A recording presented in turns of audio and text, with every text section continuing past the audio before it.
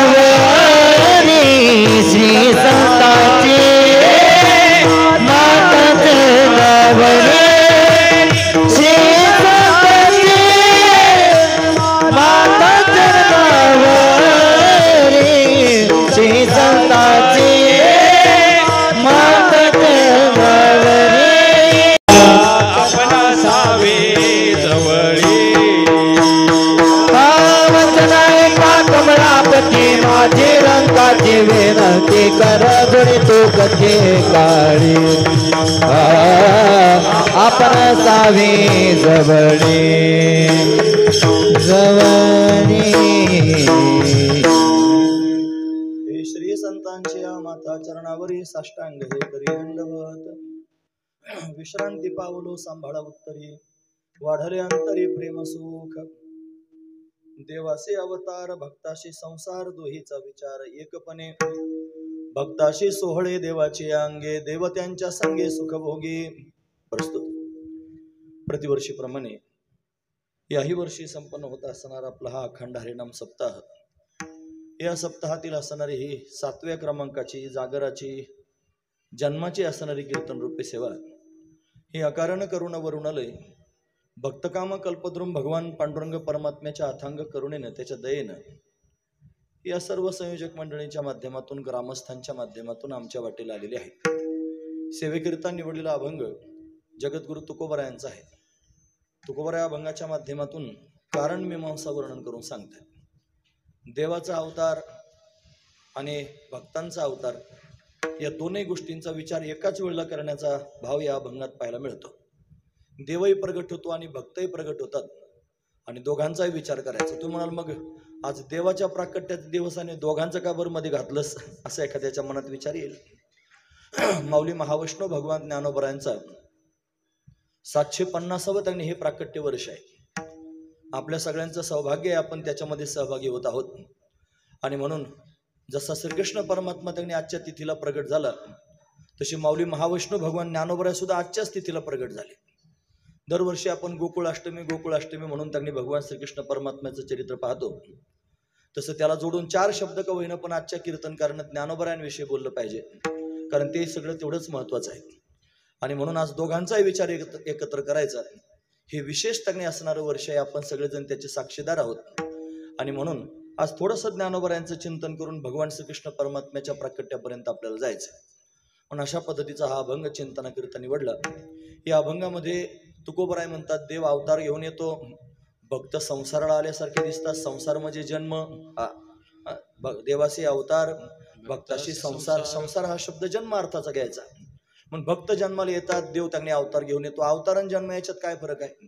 अवतार शब्दाचा अर्थ करत असताना व्याकरणाच्या दृष्टीनं तृ नावाचा एक धातू आहे, त्याच्यापासून तरती असा अर्थ निर्माण होतो। तृ तरती म्हणजे खालून वर जाणे, त्याला अव हा उपसर्ग लागला की वरून खाली येणे असा अर्थ निर्माण होतो।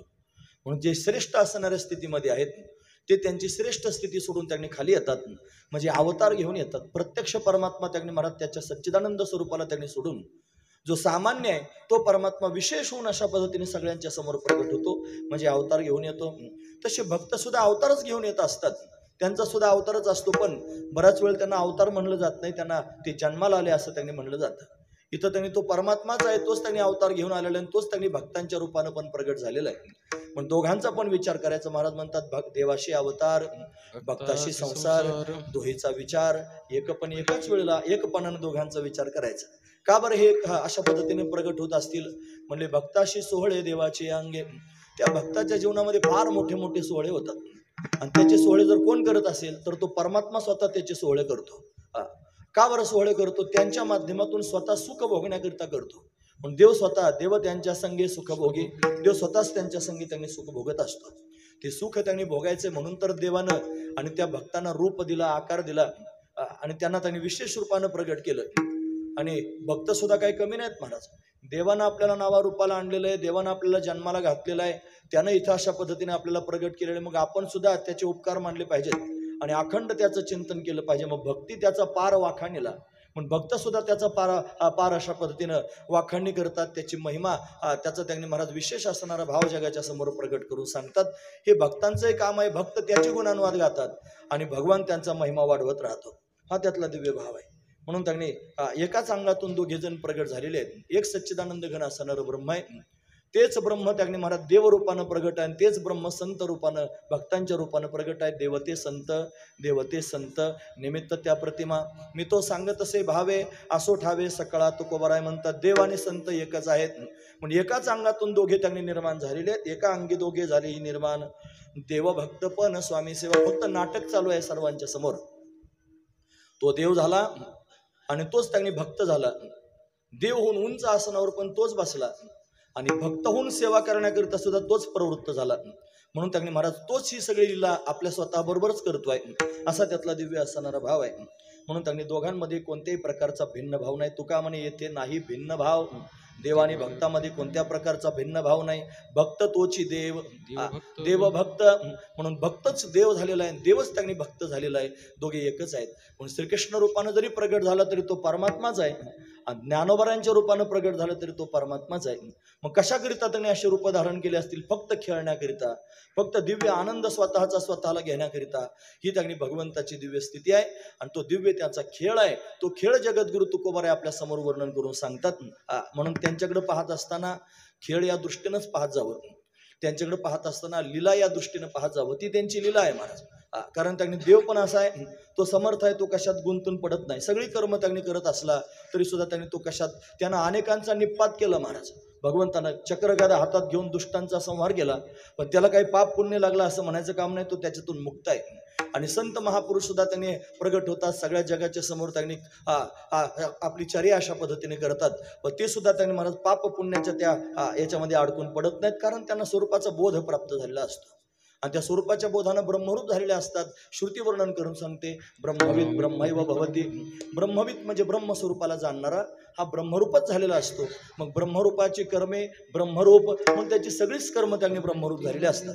म्हणून याला पण त्यांनी कर्माचा काही भाग लागत नाही आणि त्याला पण काही कर्माचा भाग लागत नाही. म्हणून त्यांनी निष्काम झालेले नैष्कर्म्य स्थितीला प्राप्त झालेले हे जे घटक आहेत ते एकमेकाबरोबर येऊन त्यांनी महाराज अशा पद्धतीने खेळतात, स्वतः आनंद घेतात, जगालाही आनंद देतात. म्हणून त्यांनी आनंद देण्याकरिता त्यांचा हा अट्टहास आहे आणि तो त्यांनी आपल्या सर्वांकरिता त्यांनी सुखरूप भाव त्यांनी निर्माण करणार आहे. असा विचार जगद्गुरु तुकोबाराय अभंगाच्या माध्यमातून मांडतायत. असा अभंगाचा सरळ अर्थ पाहण्याचा आपण प्रयत्न केला. विठोबा रखुमाई रोबार घुमाई, रोबार घुमाई, रोबार घुमाई, रोबार घुमाई, रोबार घुमाई, रोबार घुमाई, रोबार घुमाई, रोबार घुमाई, रोबार घुमाई, रोबार घुमाई.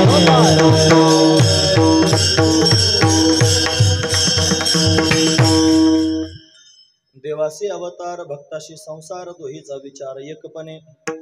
भक्ताशी सोहळे देवाचे अंगे, देव त्यांच्या संगे सुखभोगी. प्रस्तुत आज मोठा आनंदाचा उत्सव आहे. आपल्या सर्वांचं दिव्य असणारा सण आहे. आपल्या सगळ्यांचाच मायबाप, सर्वांच्या अंतकरणाचा अधिष्ठान असणारा, जगताचा अधिष्ठान असणारा, अनादि अनंत असणारा, निर्गुण निराकार असणारा, शब्दांच्या पलीकडे असणारा, मनाच्या पलीकडे असणारा, वाणीच्या पलीकडे असणारा, बुद्धीच्या पलीकडे असणारा, प्रकृतीच्या पलीकडे असणारा जो परमात्मा, तो त्यांनी महाराज सर्व जगावर उपकार करण्याकरिता आणि सगुण साकार होऊन अशा पद्धतीने प्रत्यक्ष प्रगट झाला आणि सर्वांना सुखी करण्याकरिता आला. तो ज्या तिथीला प्रगट झाला ती आजची तिथी आहे महाराज. म्हणून आपण सर्वांनी त्या तिथीला अशा पद्धतीने आनंदात उत्साहात त्यांनी साजरं केलं पाहिजे. म्हणून आपला हा सण आहे. पण 5 मुख्य असणारे पर्वणे असतात ते आपण साजरा केले पाहिजे. त्याच्यात आपण भाग्यवान आहोत महाराज की आपण गोकुळ अष्टमीचा हा पर्व काळ साजरा करतो, आपण रामनवमीचा पर्व काळ साजरा करतो आणि आपण नरसिंह जयंतीचा पर्व काळ साजरा करतो. नरसिंह जयंती काही सगळ्याच गावांमध्ये होत नाही. आपल्या गावामध्ये नरसिंह जयंती होते. दादा स्वामींचे उपकार आहेत आपल्यावर, त्यांनी आपल्याकरिता प्रत्यक्ष परमात्म्याला प्रगट केलं. आणि शिवरात्रीचा महापर्व त्यांनी आपल्या गावामध्ये त्यांनी साजरा होतो.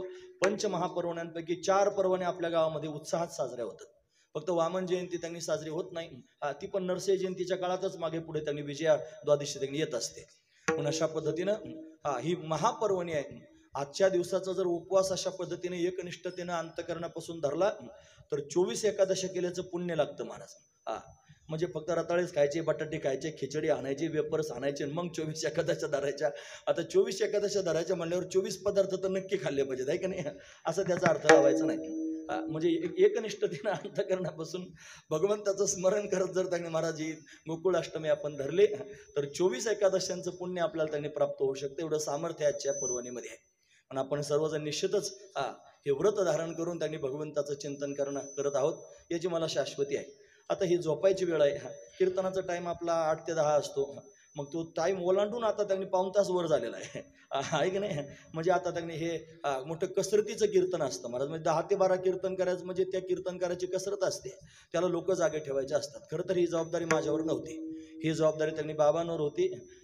सगळेजण त्यांनी बाबांचं चिंतन ऐकण्याकरिता तुम्ही आलेले आहात. बाबांचं कीर्तन म्हणून पत्रिकेमध्ये पण आहे. सगळ्या लोकांना त्यांनी विचार होतं की बाबा येणार आहेत कीर्तन करण्याकरिता. मग बाबा आले ना, हा दुसराच त्यांनी उभा राहिला. आम्ही पण बाबाच आहे. बाबानेच बाबा केले मला, तुम्ही काय करू त्याला? म्हणजे असं आहे की एखादा मनुष्य एकरूप झाला की लोक त्याच्याकडे त्याच दृष्टीने पाहतात. हे कारले सर आहेत की नाही, आम्ही शाळेत शिकवायला होते बरं काही. आणि शिकवायला ज्यावेळी होते ना त्यावेळेस सरांचा जर क्लास असला तर पोरांची मध्ये चर्चा असायची, आता तास कोणाचा? एखादा पोरग म्हणायचं छगनचा. खरंच म्हणायचं खोटं आहे सांग? तुम्हाला आठवत असेल, गावातल्या सगळ्या पोरांना आठवत असेल कोणाचा तास आहे? छगनचा तास आहे. आता कारले सर म्हणजे काय छगन आहे का? पण लोक म्हणायचं छगनचा तास आहे. का बरं माहिती की तुम्हाला म्हणायचे ते? त्याचं कारण मी तुम्हाला सांगतो. हे कारले सर बाबांविषयी त्यांनी एवढे एकरूप झाले होते की त्यांचं स्वतःचं अस्तित्वच वेगळं शिल्लक राहिलं नाही. त्यांचं जीवनच त्यांनी बाबामय झालं होतं. म्हणून त्यांनी घरातलं काही काम पाहायचं काम नव्हतं, काही शाळेकडं त्यांनी काहीच नाही. फक्त एकच काम होतं की धर्मकार्य करायचं आणि बाबांच्या संगतीत करायचं. म्हणून बाबाबरोबर राहून राहून त्यांनी महाराज बाबाच झाले होते. हा महत्वाचा विचार आहे. म्हणून त्यांनी तास कोणाचा? छगनचा. तसं आज कीर्तन कोणाचं? बाबांचं. मग बाबाच्या जागेवर दुसरा त्यांनी आणला, हा पण असाच आहे छगनसारखाच. बाबाचं चिंतन करता करता झालेला बाबा. म्हणून त्यांनी जरी बाबा आले नसले तरी त्यांनी महाराज बाबाच माझ्या मुखातून बोलवतात. माझी पोटातली भावना आहे, माझ्या पोटातली धारणा आहे. सगळीकडे त्यांनी कीर्तन करत फिरत असताना सगळ्यांच्या समोर हे सांगितलं जातं की मी बाबांच्या पद्धतीने कीर्तन करतो, मला त्याचा स्वाभिमान आहे महाराज. म्हणून महत्वाची गोष्ट तुमच्या समोर सांगायची की बाबा आज आले नाहीत. न येण्याचं कारण त्यांनी आले होते नगरपर्यंत, पण अचानक फार जास्त त्रास व्हायला लागला. शुगर जास्त वाढली, 400 पेक्षा जास्त झाली.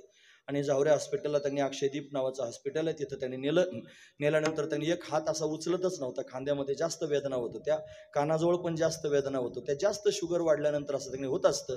म्हणून डॉक्टरांनी सांगितलं की आता तुम्हाला कार्यक्रम करता यायचा नाही. ॲडमिट केलं ना, म्हणून डॉक्टरांनी एक्सरे केला, बरेचसे त्यांनी औषधं दिले, सगळं काय केलं. कीर्तन करण्यासारखी कंडिशन नव्हती म्हणून बाबा आले नाही. म्हणून त्यांनी महाराज भगवंताची ही सेवा कर. मग तुम्हाला बरं राखून ठेवलं होतं त्यांनी, तू आता सेवा करण्याकरिता. मला कीर्तन होतं, मी कीर्तन करून आलोय आता.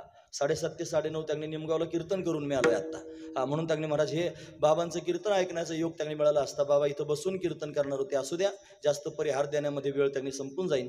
म्हणून त्यांनी भगवंताचं चरित्र सांगायचंय.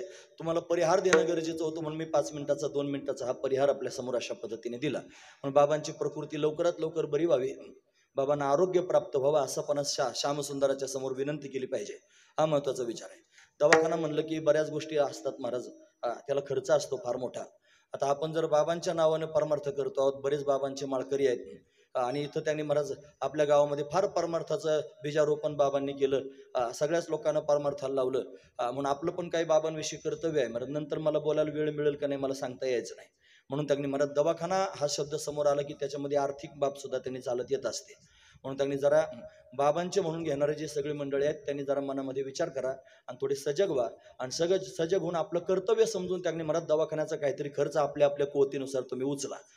म्हणजे जेणेकरून त्यांनी दवाखान्याचा खर्च ती लागेल आणि बाबांना त्यांनी खर्च होणार नाही. काही उपलब्धीचं साधन नाही, बाकीच्या सगळ्या गोष्टी नाहीत, गडावर त्यांनी बाबा राहतात आणि कोणाला काही मागत नाहीत, मस्त त्यांच्या मस्तीमध्ये. एवढा त्रास होतो तरी सुद्धा ते म्हणत नाहीत मला त्रास होतो म्हणून की मला त्यांनी अमुक होत आहे असं म्हणायचं काही कारण नाही. असू द्या, मला हा निरोप तुमच्यासमोर सांगायचाच होता. पण आपल्या गावाच्या वतीनं त्यांनी म्हणत काहीतरी मदत व्हावी बाबांच्या आजारपणाला. तुम्ही सप्ताहातून नका करू, पण मी त्यांच्या भक्त परिवाराला त्यांनी सांगतोय की आपल्या माध्यमातून अशा पद्धतीने मदत व्हावी. म्हणून आज गोकुळ अष्टमी आहे आणि ज्ञानोबरायांचं त्यांनी महाराज प्राकट्य आहे. अखिल महाराष्ट्रामध्ये सर्वत्र त्यांनी महाराज जिथं जिथं ज्ञानोबरायांचे भक्त आहेत, जिथं जिथं ज्ञानोबरायांचा महिमा अशा पद्धतीने पसरला त्या स्थानावरती आणि सगळे लोक आज त्यांनी उत्साहात असणारा हा सोहळा संपन्न करत आहेत. मोठी पर्वणी भक्तांकरता दिव्य असणार ही पर्वणीच आहे महाराज. पण देव अवतार घेऊन येतो, संतही त्यांनी अवतार घेऊन येत असतात. दोघांचाही विचार केला पाहिजे. महत्वाची गोष्ट आहे, आपण सर्वजण जीव आहोत महाराज. आपला काय अवतार असतो का? आपला घेण्यान देण्याचा अवतार होतो महाराज. कष्ट करता करता अवतार त्यांनी लोकांचा होत असतो. म्हणून त्यांनी महाराज आपण संसारात त्यांनी जन्माला आलेलो आहोत आणि आपल्याला त्यांनी यावंच लागतं. आपले कर्म शिल्लक असतात. आगा कर्मी जे उरावे हे सुख दुःखी फळावे तया ते भोगावया यावे देहा एका. मग कर्म त्यांनी भोगायला येत असतं. फक्त जर ज्ञान झालं असेल तर गीता म्हणते ज्ञानाग्नी सर्व कर्माने भस्मसात करून येत. तथा ज्ञान झालं की सगळी कर्म त्यांनी जळून जातात. मग भर्जित बिजण्यानं त्याचा व्यवहार होत असतो. त्याला मात्र त्यांनी कर्म राहत नाही. सामान्य असणारा जो जीव आहे त्याला कर्म लागू होतात आणि त्याला कर्मानुसार आपल्या भोग देण्याकरिता अशा पद्धतीने जन्माला यावं लागतं. देवाला मात्र कर्मानुसार जन्माला यावं लागत नाही. बऱ्याच वेळेला देवाला सुद्धा त्यांनी साधू संतांनी शाप दिले की नारदाने शाप दिला आणि राम व्हावं लागलं. मग त्याला यावंच लागलं महाराज. कर्मे श्रीराम वनवासा गेला असंही आपण म्हणतो. म्हणून त्यांनी महाराज कर्मे दशरथ वियोगी मेला, सीता देवीला वियोग घडला. हे सगळीचे सगळे प्रमाण आहेत. म्हणजे कर्म त्यांनी महाराज अशा पद्धतीने भोगायला येत असतं. देवाला मात्र त्यांनी आणावं लागतं. देवाला बळजबरी करावी लागते. ये बाबा आता फार कष्ट व्हायला लागलेत, फार त्रास व्हायला लागला, फार पापी वाढले, दुराचारी वाढले, फार त्यांनी सगळ्या लोकांचा छळ करायला लागले, गोमातेचा छळ करायला लागले, ब्राह्मणांचा छळ करायला लागले, भक्तांचा छळ व्हायला लागला. तुला येणं त्यांनी गरजेचं आहे, देवा लवकरात लवकर ये अशी विनवणी केली की परमात्मा त्यांनी येत असतो. त्याला आणावं लागतं. पण एक घटक असा आहे, ते संत आहेत महाराज, ज्यांना त्यांनी आणावं लागत नाही, ज्यांना यावं पण लागत नाही. जे स्वतःच्या सामर्थ्याने येतात ते म्हणतात आम्ही येतो आणि आम्ही जातो, येतो जातो आम्ही देवाचे सांगात, तुका म्हणे गात देवनाम. आम्ही देवाबरोबर येतो आणि देवाबरोबर जातो. जेवढे झाले अवतार तुका त्यांचे बरोबर, जेवढे अवतार भगवंताचे झाले त्याच्याबरोबर तुकोबाराय म्हणतात मी आहेच. आधी त्यांनी महाराज तो नरसिंह रूपात प्रगट झाले, प्रल्हाद रूपानं त्यांच्या जवळ आहेत. ते त्यांनी महाराज राम रूपानं प्रगट झाले. हे त्यांनी महाराज अशा पद्धतीने अंगदाच्या रूपात आहेत. ते त्यांनी महाराज कृष्ण रूपानं प्रगट झाले, उद्धवाच्या रूपात आहेत. ते विटेवर त्यांनी उभे राहिले भगवान नामदेव महाराजांच्या रूपानं. हे त्यांच्या बरोबरच आहेत. नामदेव महाराजांच्या रूपानं राहून पोट भरलं नाही, परत तुकोबारांच्या रूपानं आलेलेच आहेत. म्हणून त्यांनी महाराज ते येतातच देवाच्या बरोबर आणि स्वसामर्थ्याने येतात. काय येतात त्याचं कारण ते नित्य मुक्त आहेत. सामान्य असणारा मुक्त म्हणजे साधन मुक्त. इथं यह लोकात येऊन त्यांनी श्रीगुरूंच्या माध्यमातून साधना आपल्या जीवनामध्ये मिळाली आणि ती साधना जर आपण केली तर साधनेच्या माध्यमातून मनुष्याला जीवनमुक्त होता येतं. जिवंतपणेच माणसाला मुक्त होता येतं. मेल्यावर मुक्तीची कल्पना आपल्या धर्मामध्ये नाही. महत्वाचा विचार आहे. पण त्यांनी मोक्ष मेल्यापाठी आमाशी होईल ऐसे म्हणते ते अतिमूर्ख. ते काय सामान्य मूर्ख नाही, अतिमूर्ख आहेत महाराज. म्हणून त्यांनी मेल्यानंतर मोक्ष होत नसतो. याची देही याची डोळा भोगमुक्तीचा सोहळा, जिवंतपणेच मोक्ष प्राप्त होत असतो. असं बुवा बोलायला लागला की आपले पानं तपासून पाहिजे, आपल्याला मोक्ष मिळालाय का. जर नसला मिळाला तर मग मात्र त्यांनी महाराज अजून थोडा कस लावायची गरज आहे. त्याला त्यांनी अट्टहास करण्याची आवश्यकता आहे. मोक्ष म्हणजे काय त्यांनी असं दाखवायचा त्यांनी भाग नसतो. तो स्वसंवेद्य असणारा मुद्दा असतो. तो स्वतःचा स्वतःला कळतो महाराज. त्याला बाकीच्यांनी त्याची समीक्षा करण्याची आवश्यकता नसते. म्हणून त्यांनी आता प्रमाणच आपण ऐकलं ना, याची देही याची डोळा भोगू भोगू म्हणतात. याच्या अर्थी त्यांना त्याचं स्वतःचं त्यांनी कळतं. पण मोक्ष त्यांनी प्राप्त होत असतो. तो मोक्ष प्राप्त करण्याकरिता अट्टहास केला पाहिजे आणि तो त्यांनी महाराज जर नाही केला अट्टहास, या जन्मामध्ये मुक्त होण्याकरिता प्रयत्न जर केले नाही तर हातात आलेला त्यांनी जन्म अशा पद्धतीने संपून जाईल आणि पुन्हा त्यांनी महाराज मोक्ष न मिळाल्या कारणाने जन्माला यावं लागेल. मग त्यांनी कोणता जन्म मिळेल ते सुद्धा कळायचं नाही. मग गाढव, कुत्रा, बैल, मांजर त्यांनी काही पण व्हावं लागेल आणि भयंकर वेदना त्यांनी महाराज सहन कराव्या लागतील. म्हणून त्यांनी महाराज जिवंतपणेच मोक्ष प्राप्त करून घेता येतो. संतांनी तो प्राप्त करून घेतला. त्यांना काही शिल्लक राहिलं नाही. हे साधन मुक्त त्यांनी होतात, साधना करून मुक्त होणारे. पण संत मात्र त्याच्या पुढचे आहेत. काय करतात ते नित्य मुक्त आहेत महाराज. ते त्यांनी महाराज कायमस्वरूपी भगवंताच्या बरोबरच आहेत. असे 12 भागवत भक्त आहेत भागवतामध्ये ज्यांचं वर्णन केले. द्वादश भागवत भक्ती त्यांना म्हणतात. हे 12ची 12 असे आहेत महाराज की भगवान त्यांना मुक्त होऊ देत नाही. त्यांना कल्पापर्यंत त्यांनी महाराज ये जा करावीच लागते. देवाची आज्ञाच असते की तुम्ही मुक्त होऊन त्यांनी स्वरूपामध्ये विलीन व्हायचं नाही. तुम्ही काय करायचं, माझ्या कार्यामध्ये सहभाग नोंदवायचा आणि परत परत परत परत अशा पद्धतीने तुम्ही यायचं. मग त्यांना यावंच लागतं. हा महत्वाचा विचार. मग ते त्यांनी प्रश्न करतात, देवा किती वेळा यायचं रे? येणं जाणं काय सोपं आहे का? हे आल्यानंतर लोक काय आरत्या वळतात का? फार त्यांनी संतांची पूजा केली, लोकांनी ज्ञानोबराय प्रगट झाले, फार लोकांना आनंद झाला, लगेच त्यांनी आरती वळायला गेले. असं केलं का? लाथाच मारले लोकांनी. फार भयंकर परिस्थिती आहे. तुकोबाराय प्रगट झाले, फार लोकांनी कौतुक केलं. असं नाही महाराज. नंतर तुकाराम महाराज म्हणायला लागले, नंतर तुकोबाराय म्हणायला लागले. हा समाज त्यांना तुक्या म्हणत होता. हे काय विसरलात का तुम्ही? हा महत्वाचा विचार आहे. म्हणून त्यांनी गोरोबा काका त्यांनी प्रगट झाले किंवा सावता बाबा प्रगट झाले. केवढा त्रास सावता बाबांना समाजाने दिला काय तुम्हाला सांगायचं. एवढा छळ केला महाराज. घर पेटून दिलं, वावर पेटून दिलं, विहीर बुजून टाकली. किती छळ सावता महाराजांचा अशा पद्धतीने समाजानं केला. म्हणून त्यांनी हे सगळीचे सगळे अवतीर्ण होतात, नित्यमुक्त आहेत. आणि देव म्हणतो तुम्ही आलेच पाहिजे परत परत. मग ते प्रश्न विचारतात, अरे यायचं पण काय सुखाचं काम आहे का येणं जाणं? म्हणे मग काय करायचं? आम्ही जाणार नाही. नामदेव महाराज त्यांनी म्हणले, उद्धवजी म्हणले मी जाणार नाही. जात कसं नाही म्हणले, तू जा म्हणले, मी पण तुझ्या बरोबर येणार आहे. म्हणजे कसा येशील? मग सांगितलं तू नामदेवाच्या रूपानं जा. उद्धवाला सांगितलं. शुकाचार्यानं सांगितलं तू कबीर होऊन जा. ते कबीर महाराजांच्या रूपानं त्यांनी आले. असं सगळ्यांना भगवान शंकराला विनंती केली, तुम्ही निवृत्तीनाथ व्हा. ब्रह्मदेवाला विनंती केली, तुम्ही सोपानाच्या रूपानं या. भगवती जगदंबेला विनंती केली, तू आद्यत्रय जननी देवांची आहेस, तू मुक्ताईच्या रूपानं प्रत्यक्ष प्रगट हो. म्हणून मग सगळ्यांना जायला सांगता तुमचं काय? ते म्हणले मी सुद्धा ज्ञानोबरायांच्या रूपानं प्रगट होईल. म्हणून त्यांनी तो परमात्मा स्वतः प्रगट होणार आहे. ही सगळी बांधियाळीच अशा पद्धतीने प्रगट होणार आहे. का प्रगट होणार आहेत हे संत? का प्रगट होतात परत परत? त्याचं कारण आहे महाराज, जगाचा उद्धार करायचा असतो, जगाचं हित करायचं असतं. लोकांना हित केलेलं त्यांनी समजत नाही. आपलं स्वतःचं हितही कळत नाही आणि ते आपलं हित करतात हेही कळत नाही. असा त्यांनी आज्ञाने असणारा समाज असतो. पण तरी सुद्धा त्या समाजाला त्यांनी महाराज सावरण्याचं काम हे संत करतात. म्हणून त्यांनी महाराज सावरीतच राहतात. हा त्यांचा स्वभावच असतो. त्यांच्या ठिकाणी गंगेसारखा स्वभाव आहे. ही गंगा त्यांनी उंच असणाऱ्या हिमालयात प्रगट झालेली आहे. तिथपर्यंत आपल्याला जाणं शक्य नाही. ती समाजाकरता सुलभ झाली ना, हरिद्वार क्षेत्रामध्ये आली. सुलभत्व तिच्या अंगात आहे. ती त्यांनी रस्त्यानं चालता चालता अनेक नद्यांना पोटात घेत अशा पद्धतीने चालली. समन्वयत्व तिच्या पोटात आहे. ती त्यांनी महाराज ओढे, नद्या, नाल्या, त्यांनी गटारी सुद्धा गंगेत मिळाल्या. आणि थोडं त्यांनी किलोमीटर अंतरावर गेले की त्यालाच गंगा म्हणून लोक त्यांनी प्राशन करायला लागले, तीर्थ समजायला लागले.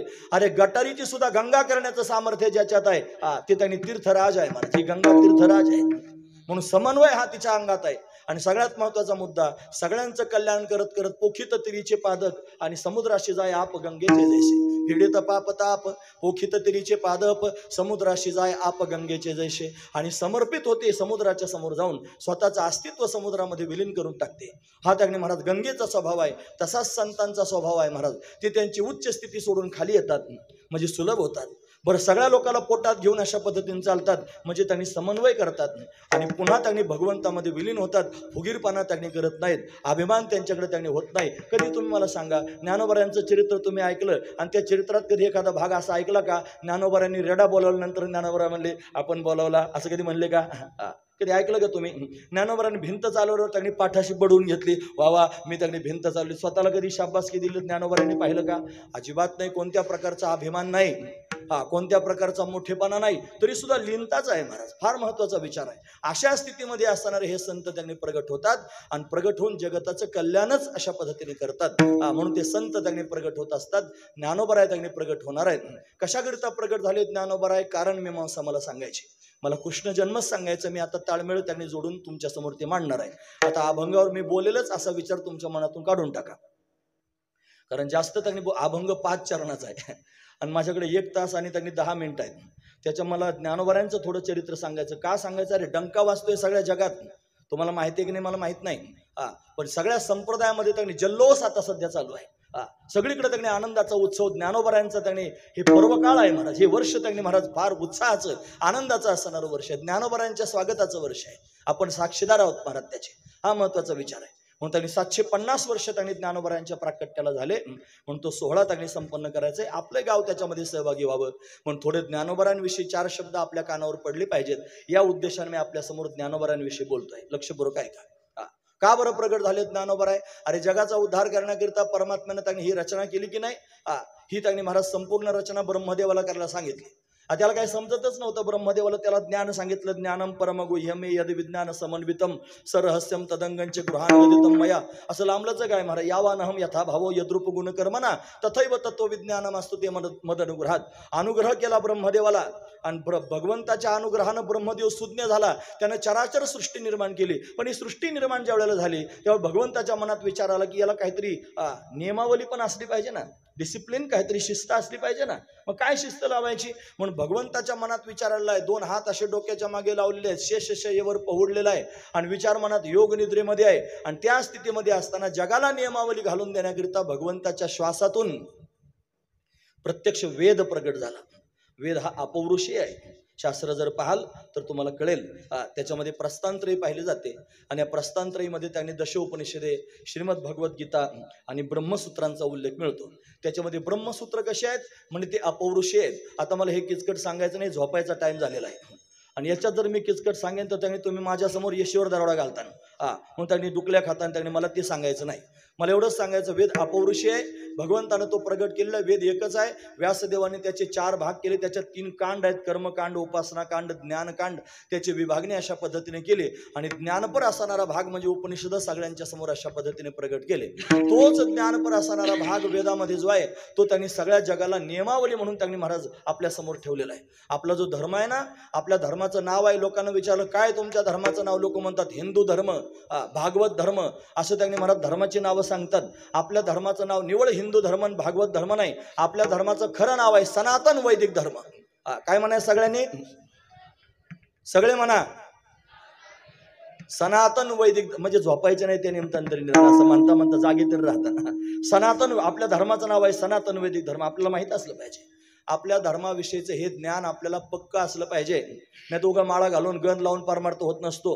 नाही तर भाऊ म्हणायचे का गए तो का नाही क्याला आहे तो कुछ नाही, नुसतं हिंडायचं गुरु गुरु गुरु हिंडत राहायचं आणि समजना उमजना त्यांनी महाराज काय समजना अशी त्यांनी अवस्था व्हायला नको. निदान आपल्या धर्मातल्या बऱ्याच गोष्टी आपल्याला माहीत असल्या पाहिजेत.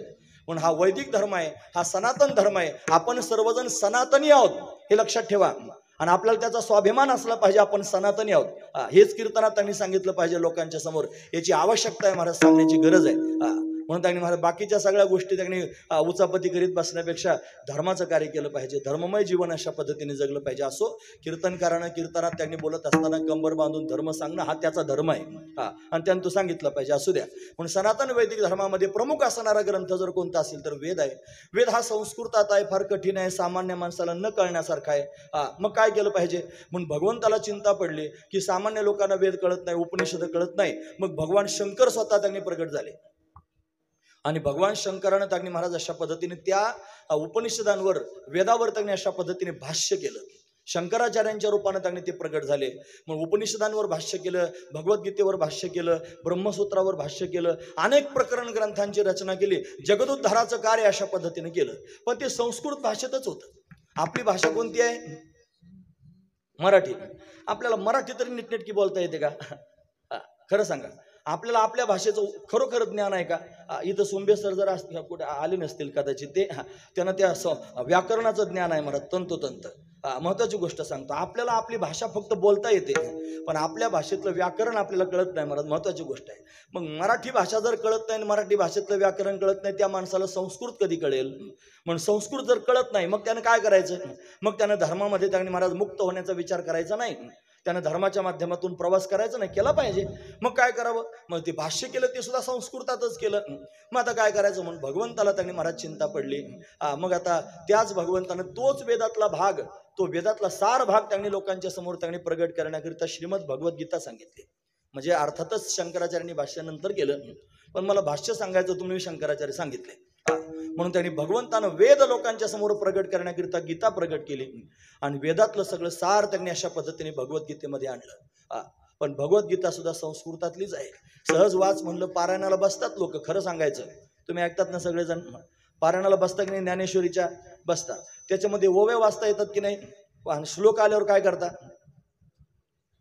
मौन धारण करतो आपण. ज्याला एखाद्याला वाचता येत असतील तो वाचतो बिचारा. ज्याची संथा आम्ही भाऊंकडून संथा घेतलेली आहे, इथं त्यांनी महाराज ती गीता त्यांनी शिकली पाहिजे, त्याचा श्लोक आजकाली त्यांनी म्हणता आला पाहिजे, गरज आहे त्याची.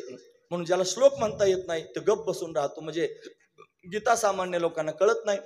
मग संस्कृतातली गीता सामान्य लोकांना कळत नाही, मग काय केलं पाहिजे? म्हणून तीच गीता सामान्य लोकांपर्यंत जावी, त्यांच्या भाषेत जावी, याच्याकरिता भगवंतानं पुन्हा तरतूद केली. तुम्ही जर ऐकत असाल माझं लक्षपूर्वक तर माझं म्हणणं ऐका. ब्रह्मदेवानं सृष्टी निर्माण केली, त्या सृष्टीला त्यांनी महाराज सूत्रबद्ध करण्याकरिता भगवंतानं वेद प्रगट केला. तो वेद सामान्य लोकांना कळत नाही म्हणून तोच परमात्मा कृष्ण रूपानं प्रगट झाला. त्यानं श्रीमद भगवद्गीता जगाच्या समोर अशा पद्धतीने ठेवली आणि भगवद्गीता सुद्धा लोकांना कळेना म्हणून त्याच गीतेचा अर्थ सांगण्याकरिता, त्या गीतेवर अलंकार निर्माण करण्याकरिता प्रत्यक्ष तोच परमात्मा ज्यानं वेद प्रगट केला, गीता प्रगट केली, तोच परमात्मा ज्ञानोबरायांच्या रूपानं प्रत्यक्ष प्रगट झाला. आम्ही वैकुंठ वासी, आम्ही वैकुंठ वासी, वैकुंठवासी, आम्ही वैकुंठवासी. याची कारणासी, याची कारणासी, याची कारणासी, बोलिले जे ऋषी, बोलिले जे ऋषी, बोलिले जे ऋषी, बोलिले जे ऋषी. सात भावे वर्ताया, वर्ताया,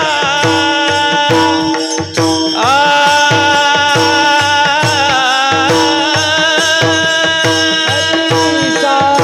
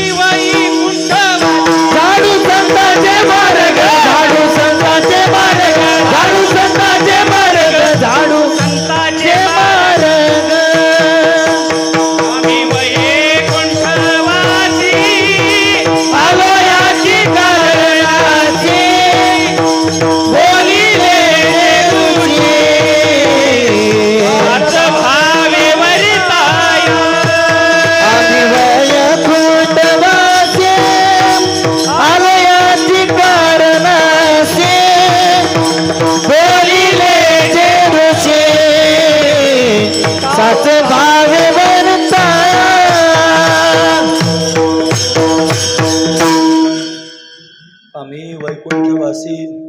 आलो आणलो नाही, आलो याची कारण अशी स्वतःहून आले का? बोलिले जे ऋषी साच भावे वर्ता, या ऋषीमुनी जे बोलले ते त्यांनी सत्य स्वरूपामध्ये वागण्याकरिता आलो.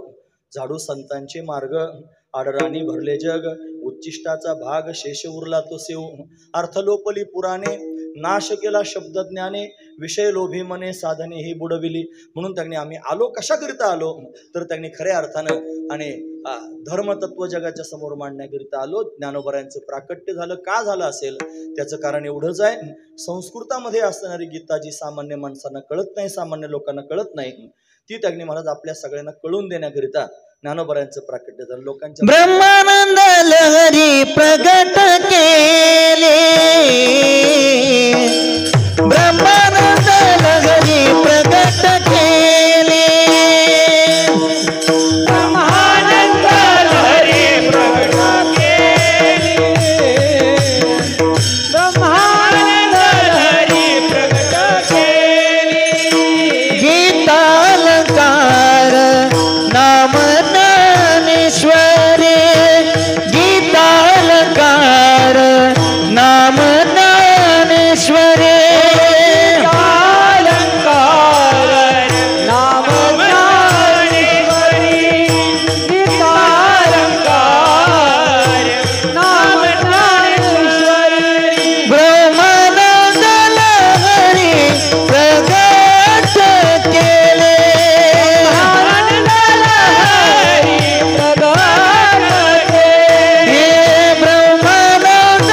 लहरी प्रगट केले, ब्रह्मानंद लहरी प्रगट केले, ब्रह्मानंद लहरी प्रगट केले. गीतालंकार नाम ज्ञानेश्वरे, गीतालंकार नाम ज्ञानेश्वरे, गीतालंकार नाम ज्ञानेश्वरे, गीतालंकार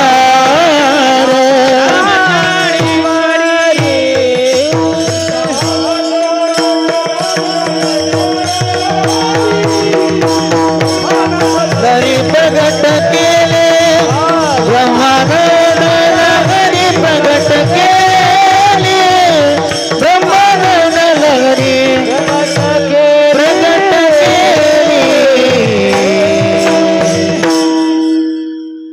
वा चांगलं वाटतंय ना. गीतालंकार नाम ज्ञानेश्वरी ब्रह्मानंद लहरी प्रगट केली. भावार्थ दीपिका. भगवान श्रीकृष्ण परमात्म्याच्या अंतकरणामध्ये जो भाव होता तो प्रगट केला ज्ञानोबरायांनी महाराज, प्रकाशित केला. काही सांगायचं राहिलं होतं देवाकडून अर्जुनाला, जे राहिलं ते सुद्धा ज्ञानोबरायांनी त्यांनी सगळ्यांच्या समोर त्यांनी प्रगट केलं.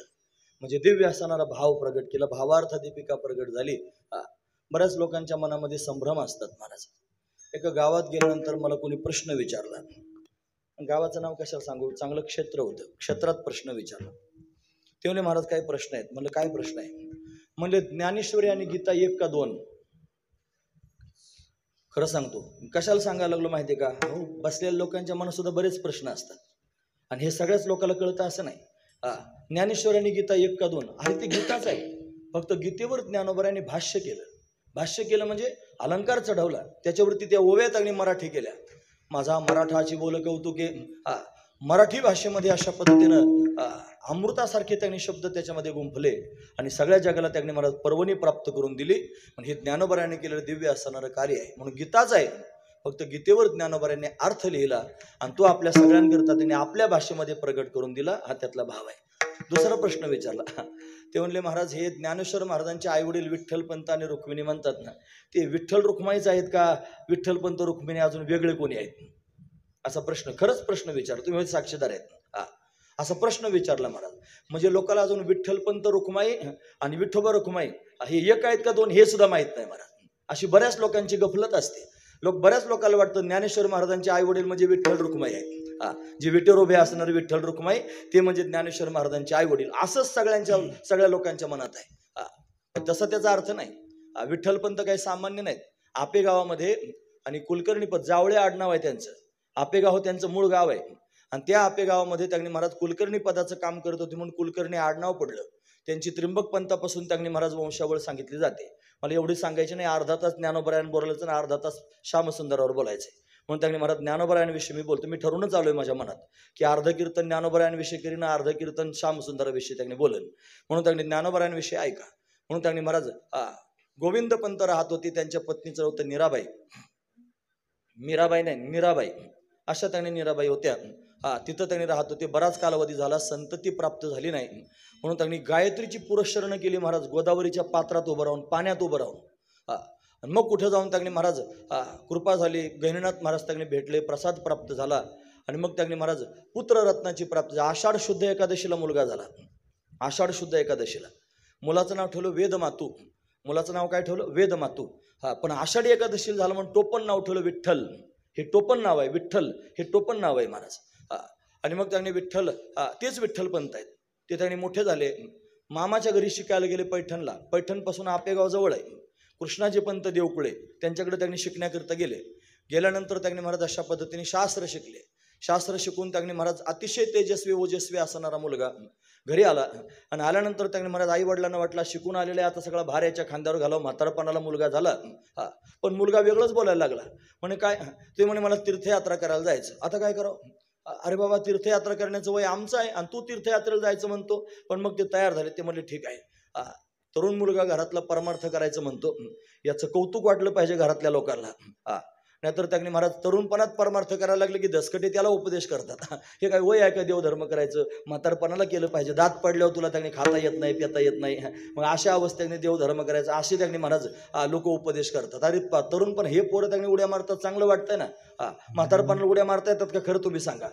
फार उड्या मारायची उर्मी जरी पोटात निर्माण झाली तरी उड्या मारता यायच्या नाही. जोर उड्या मारतात तोर मारून घेतल्या पाहिजेत. खरंच हे पोरं उड्या, हे बाकीच्याला उड्या मारा म्हणतो, हातवारी करून ते हालचाल करीत, त्याला वाटतं घरी जाऊन सांगाल कोणी उड्या मारित होतं म्हणून. काय कोण कशाला काय सांगणार आहे? तिसरं कीर्तन करतोय सर मी आता सध्या, तिसरं कीर्तन चालू आहे आणि तरी उड्या मारतोय. मी ठरवलेलं आहे मनामध्ये, मला परमार्थाचा आनंद घ्यायचा आहे. जिथपर्यंत मला घेता येईल, ज्या टोकापर्यंत त्या टोकापर्यंत मी घेत राहणार आहे. हा महत्वाचा विचार आहे. म्हणून त्यांनी परमार्थातच उड्या मारणं योग्य आहे. कुठं मारायला नाही तर जाऊन असू द्या. मला महत्वाचा मुद्दा सांगायचा, तरुणपणात मुलगा तीर्थयात्रा करायचं म्हणतो. म्हातारपणाला जमत नसते महाराज तीर्थयात्रा करण्याला. आम्ही असे माणसं नर्मदा परिक्रमेच्या काळामध्ये पाहिले की ज्यांना त्यांनी चालणं फार कठीण होतं, चालताच येत नव्हतं, बळत चालत होते. मग फार उर्मी पोटामध्ये असेल चालायची, पण तरुणपणात सुचलं नाही आणि म्हातारा झाल्यावर सुचलं पण चालता येत नाही. हा महत्वाचा विचार. म्हणून ते त्याच वयात झालं पाहिजे, हा महत्वाचा विचार आहे. पकामामा समोर बसलेले आहेत. मी त्यांच्या वडिलांना पाहिलंय आणि ते ज्ञानेश्वरी वाचायचे कायम. म्हणजे गाडेकरांचा वाडा होता, त्या वाड्यात चौक होता, आठवतं ना तुम्हाला? त्या चौकात एका बाजूला त्यांनी ज्ञानेश्वरी वाचित बसलेले असायचे. आम्ही उड्या मारत त्यांनी लपायला छपायला जर वाड्यामध्ये गेलो, एक दिवशी आम्हाला त्यांनी धरलंच. म्हणले पोरांनो, अरे ज्ञानेश्वरी वाचा. म्हणलं बाबा, त्यांनी आता आम्हाला काय ज्ञानेश्वरीचं जास्त ज्ञान होतं, पण त्यांनी एक वाक्य वापरलं. ते म्हणले हे जर मला आधी कळालं असतं जन्मभर, तर मी जन्मभर ज्ञानेश्वरी वाचली असती. एवढी गोड ज्ञानेश्वरी आहे. म्हणजे त्यांना मर्म कळालं, त्याचा अर्थ त्यांना कळाला, त्यातला भाव त्यांना कळाला. म्हणून त्यांनी म्हातारपणाला परमार्थ करण्यात काय उपयोग नाही. तुमच्या लक्षात येतंय ना मला काय सांगायचं ते? म्हणजे तुमच्याकडेच बघून सांगतो, म्हणजे तुम्ही ते ओळखून घ्यायचं मला काय सांगायचं ते. म्हणून आताच केलं पाहिजे. हे आता वय आहे हे परमार्थ करण्याचं, हे उड्या मारण्याचं वय आहे आणि भगवत चिंतन करण्याचं वय आहे. पुढे गेल्यानंतर त्यांनी होत नसतं. पण मुलगा परमार्थ करायचं म्हणतो, परवानगी दिली तीर्थयात्रा करायची. मग ते द्वारकेला गेले, इकडे तिकडे फिरून त्यांनी महाराज सप्तशृंगीला गेले, तिथून भीमाशंकराला आले, तिथून त्यांनी महाराज पंढरपूरला जाऊन रामेश्वरला जायचं होतं. कोणाला? आता मरा आता कोणाला सांगावं? कोणाला? विठ्ठल पंतांना. मग ते इंद्राणीच्या तटावर त्यांनी अलंकापूर क्षेत्रामध्ये आले. तिथं त्यांनी महादेवाचं जुनाट शिवपीठ आहे, तिथं थांबले. तिथं सिद्धोपंत आणि गिरजाबाई राहत होते. त्यांना एकच मुलगी होती, तिचं नाव होतं मीनाक्षी. म्हणून त्यांनी महाराज ही मीनाक्षी उपवर झाली होती आणि त्यांनाही जावंही पाहिजे होता चांगला. पण हे त्यांनी विठ्ठलपंत दिसले, फार सुंदर दिव्य आहेत आणि पुन्हा त्यांनी महाराज परमार्थ करणारे आहेत, आचरण शुद्ध आहे. या सगळ्या गोष्टी पाहिल्या. 15 दिवस घरी ठेवून घेतलं, मग साकडं घातलं. म्हणे माझ्या मुलीशी लग्न करा. ते म्हणले त्यांनी मी लग्न करायला आलो नाही, मी तीर्थयात्रा करायला आलोय. म्हणले सिद्धेश्वराने मला स्वप्नात सांगितले. म्हणले तुम्हाला स्वप्न पडलं असेल, मला नाही पडलं. मग खरोखर स्वप्न पडलं विठ्ठलपंतांना की ती मीनाक्षीचं तू स्वीकार कर. त्यांच्या मुलीचं नाव होतं मीनाक्षी. मग विवाह संपन्न झाला. पुढे ते यात्रा करण्याकरिता गेले, यात्रेहून त्यांनी आले. मग आई वडिलांकडे त्यांनी गेले, त्यांनाही फार आनंद झाला. म्हातारपण झालं होतं त्यांचं सुद्धा. मुलगा सून पाहून त्यांनी सुखी झाले. आपेगावला गेल्यानंतर परत यांना काशीला जावं वाटलं, गेले काशीला. ते तिकडं असताना आई वडील त्यांनी मरून गेले. म्हणजे गोविंदपंत आणि मीराबाईंचा मृत्यू झाला. मग घरी आले. मग रुक्माईला त्यांनी दुसरा कोणाचा आधार नव्हता. मग दोघे पती पत्नी राहू लागले. बराच काळ त्यांनी संतती झाली नाही, उद्विग्न झाले म्हणून आळंदीमध्ये गेले. आळंदीत त्यांनी बराच काळापर्यंत राहू लागले. पण प्रपंचात मन लागेना. म्हणले मला संन्यास घ्यायचा. मग पुन्हा म्हणायला लागले संन्यास घ्यायचा, संन्यास घ्यायचा. मग काय करायचं? मग संन्यास घ्यायचा म्हटल्यानंतर त्यांनी महाराज एक दिवशी रागावून भांडण झाल्यावर म्हणले घ्या एकदाचा. असं म्हणलं की तोच शब्द धरला, संन्यास घ्यायला गेले काशीला. काशीत जाऊन संन्यास घेतला. इकडे रुक्माईचा जीव कासावीस व्हायला लागला. ते गेले संन्यास घेण्याकरिता, परागंदा झाले. आता मी काय करू? भल्या पहाटे जागं व्हायचं, इंद्रायणीचं स्नान करायचं, ओल्या वस्त्रानं सिद्धेश्वरला नमस्कार करायचं, पाणी घालायचं आणि पिंपळाच्या प्रदक्षिणा करायच्या आणि मनात भाव त्यांनी प्रगट करायचं की माझा पती परत यावा. पण भगवंताला ते कळालं, सिद्धेश्वर आणि काशी विश्वनाथ काय दोन आहेत का? महादेव एकच असतो. मग त्याला ते कळालं. स्वप्नात जाऊन सांगितलं श्रीपाद स्वामींना. नरसिंहाश्रम स्वामी किंवा श्रीपाद स्वामी असे त्यांना बरेच नाव आहेत, रामानंद स्वामी असंही म्हणतात. म्हणून त्यांच्या स्वप्नात जाऊन सांगितलं की तो जो तुमच्या आश्रमामध्ये संन्यासी आहे तो संन्यासी नाही, ग्रहस्थी, त्याची बायको घरी वाट पाहते आहे. मग त्यांनी ते आले, रुक्माईला त्यांनी भेटले, सिद्धोपंतांना गिरजाबाईला भेटले, काशीला घेऊन गेले आणि ती रुक्माई त्यांनी महाराज अशा पद्धतीनं त्या विठ्ठल पंतांच्या स्वाधीन करून दिली. घृतकुंभ संभव नावाचा असणारा त्यांनी विधी केला आणि पुन्हा ग्रहस्थाश्रमामध्ये घेतलं. तुमच्या घरी त्यांनी भगवंताचे अवतार होणार असं सांगितलं. मग ते अलंकापुरात परत आले, पण लोकांनी फार गरळ ओकायला सुरुवात केली. महाराज भयंकर वेदना लोकांनी दिल्या, फार त्रास सुरू झाला. महाराज संन्यासी होऊन गेला होता आणि आता त्यांनी आला आणि परत त्यांनी बायको घेऊन हिंडायला लागला. असं फार वाईट वाईट शब्द त्यांनी महाराज त्याच्यामध्ये आहेत. लोक असेच असतात महाराज, असू द्या. म्हणून अशा पद्धतीने त्यांनी महाराज भयंकर वेदना होऊ लागल्या. मग काय करायचं? 12 वर्ष वेदना सहन केल्या. सिद्धोपंतांनी सुद्धा अंग काढून घेतलं. घर फिरलं का वाशे फिरतात म्हणतात, असे त्यांनी वाशे फिरले. म्हणजे सिद्धोपंतांनी सुद्धा सांगितलं घरी राहू नका, सिद्धपेठात जा. म्हणून सिद्धपेठात राहण्याकरिता गेले. पर्णकुटी तयार करून कंदमुळं फळं खाऊन त्यांनी राहायची वेळ आली, पाणी पिऊन झोपण्याची वेळ आली. एवढा त्रास विठ्ठलपंतांनी रुक्माईने सहन केला. ज्ञानोबा तुकाराम म्हणताना फार गोड वाटतं महाराज. त्यांच्या नावानं उड्या मारताना पण फार चांगलं वाटतं, टाळ वाजून वाजून फार आनंद घ्यायला मिळतो. पण प्रत्यक्षात त्यांनी किती वेदना सहन केले हे कोणाला माहिती आहे महाराज, महत्वाची गोष्ट आहे. म्हणून त्यांनी एखाद्याचं जीवन त्यांनी असं लांबून पाहायचं नसतं, जरा जवळ जाऊन पाहिलं की मग कळतं त्याला किती वेदना आहेत. या वेदना त्यांनी विठ्ठलपंतांच्या रुक्माईच्या कोणाला पाहायला मिळाल्या नाहीत. भयंकर वेदना सहन केल्या. मग ते सोडून आपेगावला गेले. आपेगावला गेल्यावर त्यांनी महाराज फार आनंदाचा क्षण जीवनामध्ये आला. रुक्माई गर्भवती झाली. 12-13 वर्षानंतर मुलगा झाला. प्रत्यक्ष महादेव प्रगट झाला, निवृत्तीनाथांचं प्राकट्य झालं. म्हणून त्यांनी सदाशिवाचा अवतार, स्वामी निवृत्तीदातार, प्रत्यक्ष निवृत्तीनाथांच्या रूपाने भगवान शंकर प्रगट झाले. मग त्यांनी यथाकाल पुन्हा गर्भधारणा झाली आणि मग मात्र त्यांनी महाराज जगाचा मालक पालनहार प्रत्यक्ष प्रगट होणार आहे. आणि तो त्यांनी महाराज महाविष्णू प्रगट होणार आहे. पण तो जो दिवस आहे, ती जी तिथी आहे ती आजची तिथी आहे महाराज. म्हणून त्यांनी श्रावण महिना होता, त्याच्यामध्ये वद्य पक्ष होता, त्याच्यामध्ये अष्टमी तिथी होती, त्याच्यामध्ये गुरुवारचा दिवस होता. भगवान श्रीकृष्ण परमात्मा प्रगट झाला तो बुधवारचा दिवस होता आणि ज्ञानोबराय प्रगट झाले तो गुरुवारचा दिवस होता. बुधवारी भगवान श्रीकृष्ण परमात्मा प्रगट झाला, तो देवरूपाने अवतार घेऊन येणार आहे. ज्ञानोबराय त्यांनी महाराज देव म्हणून यायचे नाहीत, संत म्हणून येणार आहेत, श्रीगुरु होऊन येणार आहेत. सगळ्या जगाचे गुरु आहेत महाराज ते. म्हणून त्यांनी अशा पद्धतीने गुरुसेवे लागी जाण शरण एका जनार्दन. ज्ञानोबरायांना नाथ महाराज गुरु म्हणतात. म्हणून त्यांनी गुरु रूपाने त्यांच्याकडे पाहिलं पाहिजे. गुरु म्हणजे गुरुवार. म्हणून गुरुवारच्या दिवशी अशा पद्धतीनं ज्ञानोबरायांचं प्राकट्य होणार आहे. ती वेळ अशा पद्धतीने आली. ते आजचा दिवस, आजची तिथी आहे. आता आज बुधवार नाही आणि गुरुवार नाही, आज शुक्रवार आहे. असू द्या, म्हणजे हे नाही ते नाही, आपण दोन्हीचा समन्वय आपण साधायचा. तिथी मात्र तीच आहे. म्हणजे या तिथीला परमात्मा प्रत्यक्ष त्यांनी प्रगट झाला, त्याच तिथीला ज्ञानोबराय प्रगट झाले.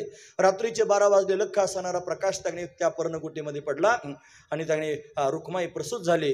आणि प्रसूत झाल्यानंतर त्यांनी महाराज जगाचा सूत्रधार, जगाचं पालन करता त्यांनी महाराज प्रत्यक्ष ज्ञानोबरायांच्या रूपानं प्रगट झाला. माऊली महावैष्णव भगवान ज्ञानेश्वर महाराज की जय. माऊली महावैष्णव भगवान ज्ञानेश्वर महाराज की जय. माऊली वैष्णव भगवान ज्ञानेश्वर महाराज की जय. रूपले ज्ञान जगी हितने ते कोणी, रूपले ज्ञान जगी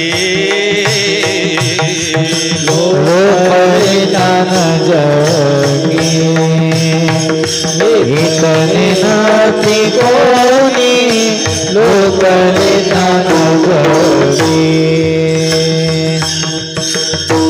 तार पांडुरंग नाव ठेविले ज्ञानी, अवतार पांडुरंग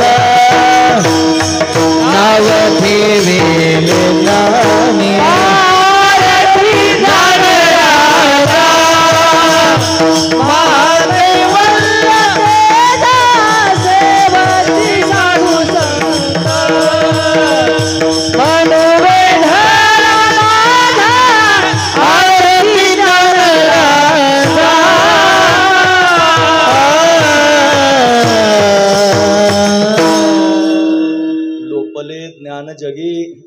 हितनेन ते कोणी अवतार पांडुरंग नाव ठेविले ज्ञानी आरती ज्ञानराजा महाकैवल्य तेजा महाकैवल्य तेजोनिधी माऊली ज्ञानोबराय प्रत्यक्ष प्रगट झाले. ज्ञानोबरायांचा अवतार झाला. ज्ञानोबरायांचं प्राकट्य झालं. तो आजचा दिवस आहे. मंगलमय असणारा हा प्रसंग आहे. फार आनंद साजरा झाला पाहिजे. महाराष्ट्रात तरी निदान सगळ्या लोकांना फार आनंद वाटला पाहिजे. महाराज तुम्ही आज बघा वृंदावनामध्ये 84 कोस व्रजभूमीमध्ये काही जल्लोष असेल महाराज. राधाष्टमी कृष्णाष्टमी भाद्रपद शुद्ध षष्टी म्हणजे बलरामाचं प्राकट्य दिन. एवढा आनंद त्यांनी महाराज ते लोक लुटतात. वृंदावन म्हणजे आता त्यांनी विभोर झाला असेल. लोक झोपणारच नाही 4-8 दिवस महाराज. मस्त त्या भगवंताच्या त्या स्वागतामध्ये नंद घरा आनंद भयो जय कन्हैया लाल की अशी अवस्था सगळ्यांची तयार झाली असेल म्हणून त्यांनी जल्लोष करतात. तसा जल्लोष आपण सगळ्यांनी सुद्धा ज्यांनी आपल्यावर उपकार केला त्यांच्याकरिता केला पाहिजे. ज्ञानोबरायांचे फार उपकार आहेत महाराज आपल्यावर. तुकोबरायांचे फार उपकार आहेत आपल्यावरती. या संतांचे फार उपकार आहेत महाराज आपल्यावर. ते आहेत म्हणून आपण त्यांनी आहोत. आपली अस्मिता जिवंत आहे. ते आहेत म्हणून आहे. म्हणून त्यांनी महाराज हे सगळेचे सगळं त्यांनी सांगण्यासारखं ना ऐकण्यासारखंच आहे. आपण लक्षात ठेवण्यासारखं आहे आणि मनामध्ये साठवण्यासारखं आहे. म्हणून त्यांनी त्यांच्याविषयीचा आदर आपल्या अंतःकरणामध्ये दृढ व्हावा आणि तेवढा त्यांनी स्वाभिमान आपल्याला वाटावं की आपण ज्ञानोबरायांच्या या महाराष्ट्रात त्यांनी मातीत जन्माला आलो. ही त्यांनी संतांची भूमी आहे. पण तेवढं आपल्याला वाटत नाही महाराज. आपण जर तुम्ही उत्तराखंडात उत्तरांचलला जर गेले ना कधी तर तिथं ठिकठिकाणी बोर्ड लावलेले आहेत. काय देवभूमी में आपका स्वागत आहे. यात्रेवाले तुम्हाला माहित असेल ना. देवभूमी में म्हणतात की नाही असं लिहिलं आपका स्वागत आहे. तसं आपल्या महाराष्ट्रामध्ये सुद्धा त्यांनी महाराज मोठे मोठे हायवे आहेत ना त्याच्यावर बोर्ड लिहिला पाहिजे संत भूमीत आपलं स्वागत आहे. ही संतांची भूमी आहे महाराज आणि फार महत्वाचं आहे. आपल्याला स्वाभिमान नाही म्हणून त्रास आहे. म्हणून त्याचा स्वाभिमान असला पाहिजे. ज्ञानोबराय प्रगट झाले. तो आजचा त्यांनी दिवस आहे. आजची तिथी आहे आणि या तिथीला ज्ञानोबरायांचं प्रत्यक्ष प्राकट्य झालं. मात्या पित्याला फार आनंद झाला. पण जगाला जी गरळ ओकायची ती ओकतच होते लोक महाराज. हा महत्वाचा विचार आहे. नंतर सोपान काकांचं प्राकट्य झालं. मुक्ताईचं प्राकट्य झालं. 4 अपत्य झाले. ते त्यांनी मोठे झाले. खेळू लागले. अतिशय सुंदर आहे.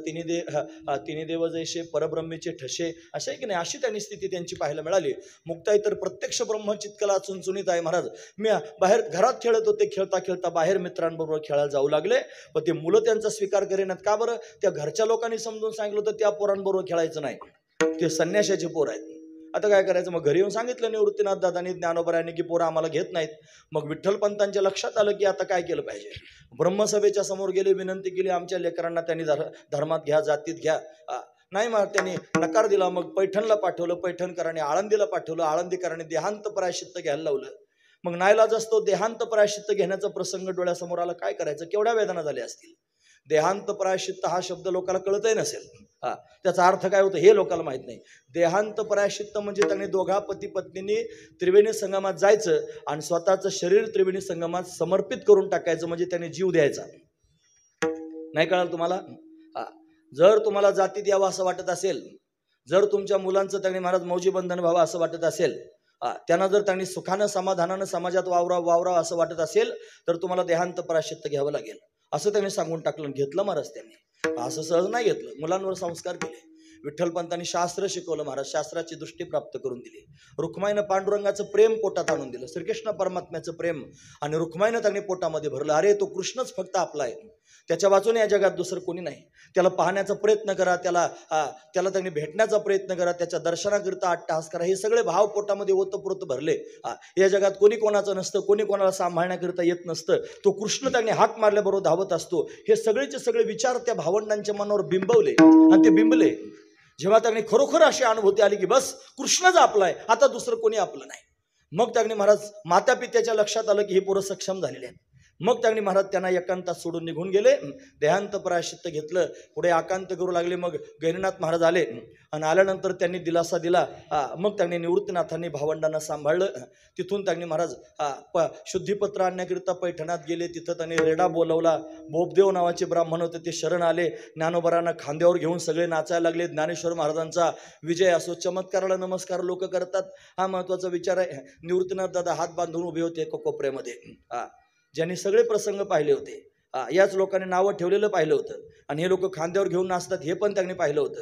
आईवडिलांनी देहांत प्रायश्चित्त घेतं हे पण बारकाईनं पाहिलं होतं आणि आज त्यांनी महाराज ज्ञानोबरायांचा जय जयकार करतात ते पण त्यांच्या डोळ्यासमोर होतं. म्हणून व्याकुळ झाले होते ते त्याच्यात सहभागी नव्हते. ज्ञानोबरायांच्या लक्षात आलं, खांद्यावरून खाली उतरले, निवृत्तीदादांच्या समोर साष्टांग प्रणिपात केला. निवृत्तीनाथांनी ज्ञानोबरायांना उचललं आणि हृदयाला लावलं. दोघांच्या नेत्रांमधून घळघळा अश्रुधारा वाहत होत्या. हा प्रसंग पाहण्याकरिता समाजाने स्वीकारलाय, हा प्रसंग पाहण्याकरिता माता पिता असायला पाहिजे होते, पण त्यांना देहांत प्रायश्चित्त घ्यावं लागले. खंत आहे महाराज, फार महत्वाचा विचार आहे. एवढं मोठं धर्म मंदिराचं आपण चित्र डोळ्यासमोर पाहतो. हे धर्म मंदिर का उभं आहे? ते उगच उभं नाही महाराज, त्याला 2 बळी गेलेले आहेत. लक्षात ठेवा मी काय सांगतो ते. जुन्या काळामध्ये त्यांनी वाडे किल्ले त्यांनी तयार व्हायचे, त्याच्याकरिता माणसं बळी दिले जात होते आणि मग ते त्यांनी किल्ले वाडे पुलं मोठे मोठे तयार होत होते. अजूनही लोक म्हणतात तुला पुलात घातलं पाहिजे असं त्यांनी म्हणतात की नाही. त्याचं कारण हेच आहे, पूल जास्त काळ टिकण्याकरिता त्यांनी पुलात बळी दिला पाहिजे. तसं धर्म मंदिर त्यांनी टिकण्याकरिता 1 बळी नाही 2 बळी द्यावे लागले आणि विठ्ठलपंत रुक्माईला अशा पद्धतीने देहांत प्रायश्चित्त घ्यावं लागलं. अशी त्यांनी अवस्था आहे. निवृत्तीदादांना ती कळत होतं. असू द्या, मग त्या गावानं तरी स्वीकारलं नाही. मग त्यांनी कृष्णाजी पंत देवकुळे यांच्या घरचे पितरक स्वतः आणले आणि ते जीव घातले. मग त्यांनी जय जयकार झाला. मग नेवासा क्षेत्रात गेले. सच्चिदानंद बाबांचं प्रेत आलं होतं, त्यांना जिवंत केलं. मग ज्ञानेश्वरी सांगितली. 6 महिने तिथे राहिले. तिथून त्यांनी महाराज पुढं अशा पद्धतीने ब्राह्मणी गावात आले. तिथं अमृतानुभव अशा पद्धतीने लिहिला. त्याच्या पुढे त्यांनी महाराज प्रवास पुंतांब्याला केला, प्रेत जिवंत केली. चांगदेव महाराजांना तो प्रसंग त्यांनी कळाला. तिथून अलंकापुरामध्ये आले. अलंकापुरानं परत गरळ ओकायला सुरुवात केली. विसोबा काका फार त्रासदायक होते, त्यांचं नावच चाटे होतं, विसोबा चाटे. त्यानं त्यांनी भयंकर त्रास दिला. झोळी गळ्यात घालून त्यांनी मधुकरी मागायला गेले. ज्ञानोबाराय होते, पायातल्या जोड्यासह तोंडावर लात मारली महाराज. धाडकन जमिनीवर त्यांनी ज्ञानोबाराय पडले. काहीच म्हणले नाहीत महाराज, निमूटपणे झोळी उचलली जायला लागले. असा पोरकट होता, खाली उतरला घोड्यावरून आणि ती झोळी घेतली फाडली महाराज. त्यातलं पीठ जमिनीवर साडलं आणि पायातल्या जोड्या सगट त्याच्यावर नाचला महाराज विसोबा काका, लहान लेकरासारखा. तरी काही म्हणले नाहीत ज्ञानोबराय. झोळी उचलली, हातात घेऊन जाण्याकरिता निघाले. लहान लहान लेकरं इंद्राणीच्या तटावर खेळत होते. सांगितलेला चिखल मारा रे, याला त्यांनी अशा पद्धतीनं तुम्ही दगड मारा. दगड मारले, चिखल त्यांनी मारला. फार भयंकर वेदना दिल्या. आज ज्ञानोबा तुकाराम म्हणताना फार आनंद वाटतो. आज त्यांचं भजन म्हणताना फार आनंद वाटतो. पण किती वेदना त्याने सहन केल्या असतील त्याचं आपल्या जीवनात तर अजिबात वेदना नाहीत महाराज. तसूवर सुद्धा त्यांच्या तुलनेत जर आपल्या जीवनामध्ये असणारं दुःख पाहिलं ना तर तसूवर सुद्धा नाही. पण आपल्याला तसूवर सुद्धा त्यांनी महाराज मरायची बारी येते अशी अवस्था त्यांनी किती सहन केलं असेल. अशी अवस्था त्यांच्या जीवनामध्ये त्यांनी प्राप्त झाले. मग त्यांनी खापरही फोडलं, मांडे भाजू दिले नाहीत. मग पाठीवर मांडे भाजल्याचा चमत्कार केला. मग विसोबा चाट्याचा विसोबा खेचर झाला. मग जय जयकार होऊ लागला. चांगदेव महाराज आले, त्यांचा अभिषेक अशा पद्धतीने झाला ज्ञानोबरायांचा. नामदेव महाराज भेटले, ज्ञान आणि नाम एकत्र आलं. भगवंतालाही मोठा आनंद झाला. तीर्थयात्रा करण्याकरिता गेले, तीर्थयात्रा करून आले. मग काळ त्यांनी घेण्याकरिता आला. 16 वर्षाच्या वयात 2 बोटं निवृत्तीनाथाने दाखवले. म्हणजे मग 2 वर्ष थांबले. परत सोपन काकाने 2 बोटं दाखवले. अजून 2 वर्ष थांबले. मुक्ताईने 2 बोटं दाखवले. अजून 2 वर्ष थांबले. 22 वर्षाचं वय झालं. मग भगवंताच्या समोर सांगितलं, देवा आता बास, आता सगळं कार्य पूर्ण झालं. अभंगाची रचना झाली, गवळणीची रचना झाली, ज्ञानेश्वरीची रचना झाली, अमृतानुभवाची रचना झाली, चांगदेव 65ची रचना झाली. सगळे ग्रंथ त्यांनी जगाला दिले. जगाच्या उद्धाराची साधना झाली. मला आता थांबायचं आहे. मग देवाला त्यांनी सांगितलं, भगवान सांगितलं ठीक आहे, कार्तिक वारीला सगळे लोक येतील. कार्तिक वद्य त्यांनी वारीला अलंकापुराला सगळ्यांनी या. नवमीलाच सगळे वारकरी आले. नवमी, दशमी, एकादशी, द्वादशीपर्यंत सगळे वारकरी थांबले. ज्ञानोबरायांना समाधीला बसण्याचा प्रसंग जवळ आला. कान्होपाठकांनी कीर्तन केलं. नामदेव महाराजांच्या 4 मुलांनी त्यांनी अशा पद्धतीने बसण्याची जागा निवडली. नारा, विठा, माधा, गोंदा हे चौघे बंधू त्यांनी अशा पद्धतीने ती जागा निर्मळ केली, स्वच्छ केली. नंदी खालून, सिद्धेश्वराचा जो नंदी आहे त्याच्या खालून जाण्याकरिता रस्ता केला आणि आतमध्ये ज्ञानोबरायांना बसण्याकरिता देवे निवृत्तीने धरले 2 कर. जातो ज्ञानेश्वर बैसावया. मग ज्ञानोबराय बसण्याकरिता त्यांनी निघाले. मग समोर त्यांनी महाराज मुक्ताई आली. त्या मुक्ताईला काय समजून सांगावं, सगळे लोक त्यांनी पाहत होते. बांधल्या पेंडीचा सुतलासी आळा, पूर्ण राणोमाळा पांगलेशी अशी अवस्था सगळ्यांची झाली. सगळेजण लाविती पदर डोळी अशी, तो नामामाने संत कासाविस सारे लाविती पदर डोळी अशी. मग सोपान काकाची समजूत काढताना, मुक्ताईची समजूत काढताना कासावीस झाले सगळेजण. ज्ञानोबराय मात्र तटस्थ भूमिकेत निवृत्तीनाथ महाराज त्यांनी समोर आहेत. त्यांनी हात धरला, देवाना हात धरला, समाधीच्या स्थानापर्यंत नेऊन त्यांनी पोहोचवलं. समाधीच्या स्थानावर बसवलं. भगवंताकडे डोळे भरून अशा पद्धतीने पाहिलं आणि एक विनंती केली, देवा माझी विनंती आहे रे तुझ्याकडे. म्हणे काय विनंती आहे? मला विसरू नकोस, तू मला विसरू नकोस, एवढीच माझी विनंती आहे. काय गोड विनंती आहे महाराज.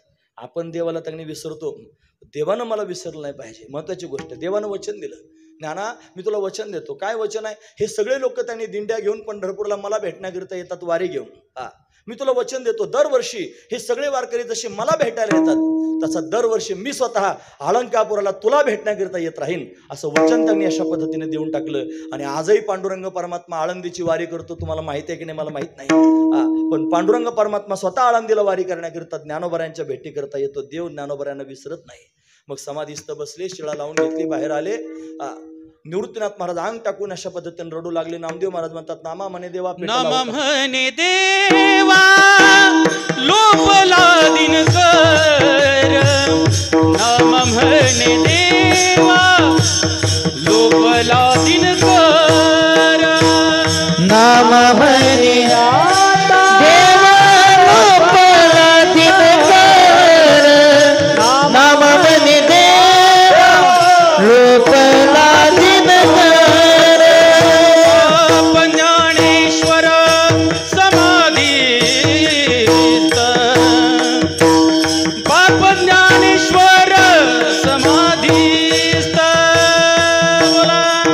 बाप ज्ञानेश्वर समाधीस्थ, बाप ज्ञानेश्वर समाधीस्थ, यामाच्या घातले माझवन, नदीची आमाशा घातले माझवन, नदीची आमाशा घातले माझवन,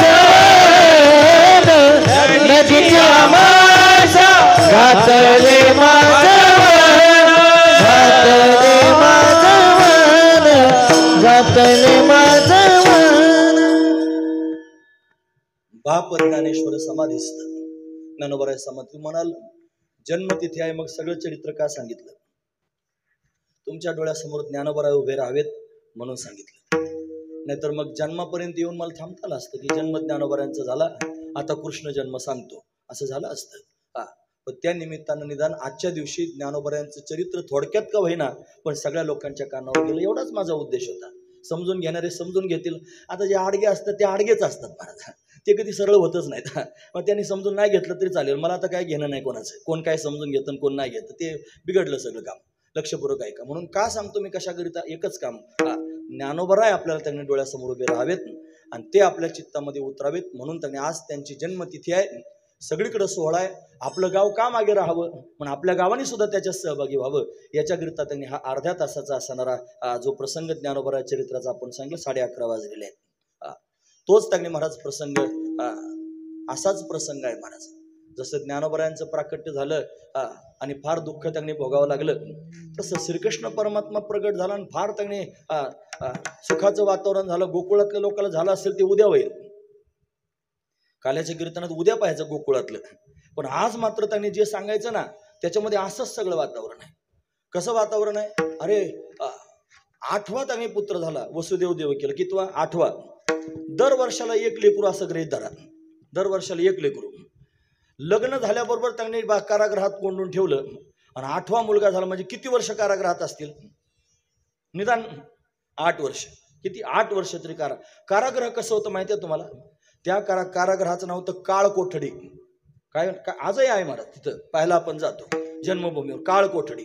कुठं खिडकी नाही, कुठं त्यांनी महाराज प्रकाश उजेड यायला काही साधन नाही, असं बोळीतून जावं लागतं, एकट्या माणसानं जाण्याचा रस्ता आहे. म्हणून त्यांनी आतमध्ये जायचं मग ते त्यांनी महाराज काळ कोठडी असे वटा तयार केलेला, त्या वट्यावर फक्त एक फोटो ठेवलेला आहे. आता ती जन्मभूमी कधी मुक्त होईल तर हो, आपण सगळेजण जर सदिच्छा अंतकरणात निर्माण केली तर होईल महाराज मुक्त. तुम्हाला बरं वादावर आला, त्यामुळे मला वाद नाही घालायचा. पण सगळ्यांना हे पण कळालं पाहिजे की ते अतिक्रमित असणारा त्यांनी भाग आहे, असू द्या. म्हणून तिथं त्यांनी काळ कोठडी आहे. 8 वर्ष काळ कोठडीत दोघे पती पत्नी होते. काय सुख होतं का दुःख होतं? 8 तास एखाद्या माणसाला काळ कोठडीत कोंडून ठेवू द्या. दुसरं काय नाही बरं, तिथे खिडकी नाही, दरवाजा नाही, काहीच नाही. एकच दरवाजा, तो पण त्यांनी महाराज फक्त ते शिपाई येण्याकरता, बाकी त्यांनी कोणाला प्रवेश नाही. तिथं काही साधन नाही महाराज, बाकीचं काही बाकीचे उपकरण नाहीत.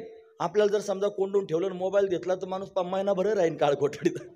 नुसतं मोबाईल चार्जर फिर्जर द्यायचं, टायमाला पाणी जेवण नेऊन द्यायचं. कारले सर तर मस्त राहतील महाराज, गोरून फिरून लोळून त्याकडे मस्त राहतील. दुसरं काही कामच नाही, नुसतं कानात घातलेलं राहतं महाराज. ते आता काय ऐकत असतील त्यांची त्यांना, आता ते काय बाहेर थोडंच ऐकायचं आपल्याला काय ऐकतात ते म्हणून. पण ऐकत मात्र असतात, सारखं त्याने ऐकत राहायचं. मग ते काय तुम्हाला आला का कारले सरावर फिरतो, मग आता कोणात फिरू, सरळ सरळ मुद्दा असू द्या. म्हणून मला एवढंच सांगायचं की आपल्याला त्यांनी महाराज साधनं आहेत आता सध्या, मनोरंजनाची साधनं आहेत. त्या काय साधन होतं महाराज, 8 वर्ष काळ कोठडीत होते. जसं विठ्ठलपंतांना आणि रुक्माईनं त्यांनी वेदना सहन केल्या ना, अशाच वेदना त्यांनी महाराज वसुदेव देवकीने सहन केल्या. तोच भाग आहे महाराज. जन्म झाल्याबरोबर त्यांनी महाराज मुलगा उचलला आणि उचलून त्यांनी महाराज दुसऱ्याच्या ताब्यात नेऊन दिला. काय सुखाचं आहे का दुःखाचं आहे, खरं सांगा. मुलगा झाला, नाईलाज असतो, नेऊन घालावा लागला. काय सुख आहे का दुःख आहे. 6 दिवसाचा मुलगा झाला आणि लगेच मारेकरी घातले महाराज. 6 दिवसाच्या लेकरावर मारेकरी. ती पुतना आलीच महाराज धावून, मारण्याकरिताच आली. शकटासुर आला, मारण्याकरिताच आला. तो तृणावर आला, उचलून घेऊन जायला लागला, मारण्याकरिताच आला. तो कावळ्याच्या रूपात कागासुर आला, तो मारण्याकरिताच आला. जो रिठासूर गळ्यापर्यंत येऊन चिकटला, तो मारण्याकरिताच आला. एवढे मारेकरी घातले महाराज. किती दिवसाच्या बाळाला, एवढं त्यांनी लेकरू महाराज 6 दिवसाचं झालं, मारेकरी सुरू झाले. हे सुखाचं आहे का दुःखाचं आहे. एकच अंग लोक पाहतात महाराज आणि तेवढ्यावरच खुश होतात. कृष्ण गोकुळी जन्माला, असं एवढंच म्हणतात फक्त.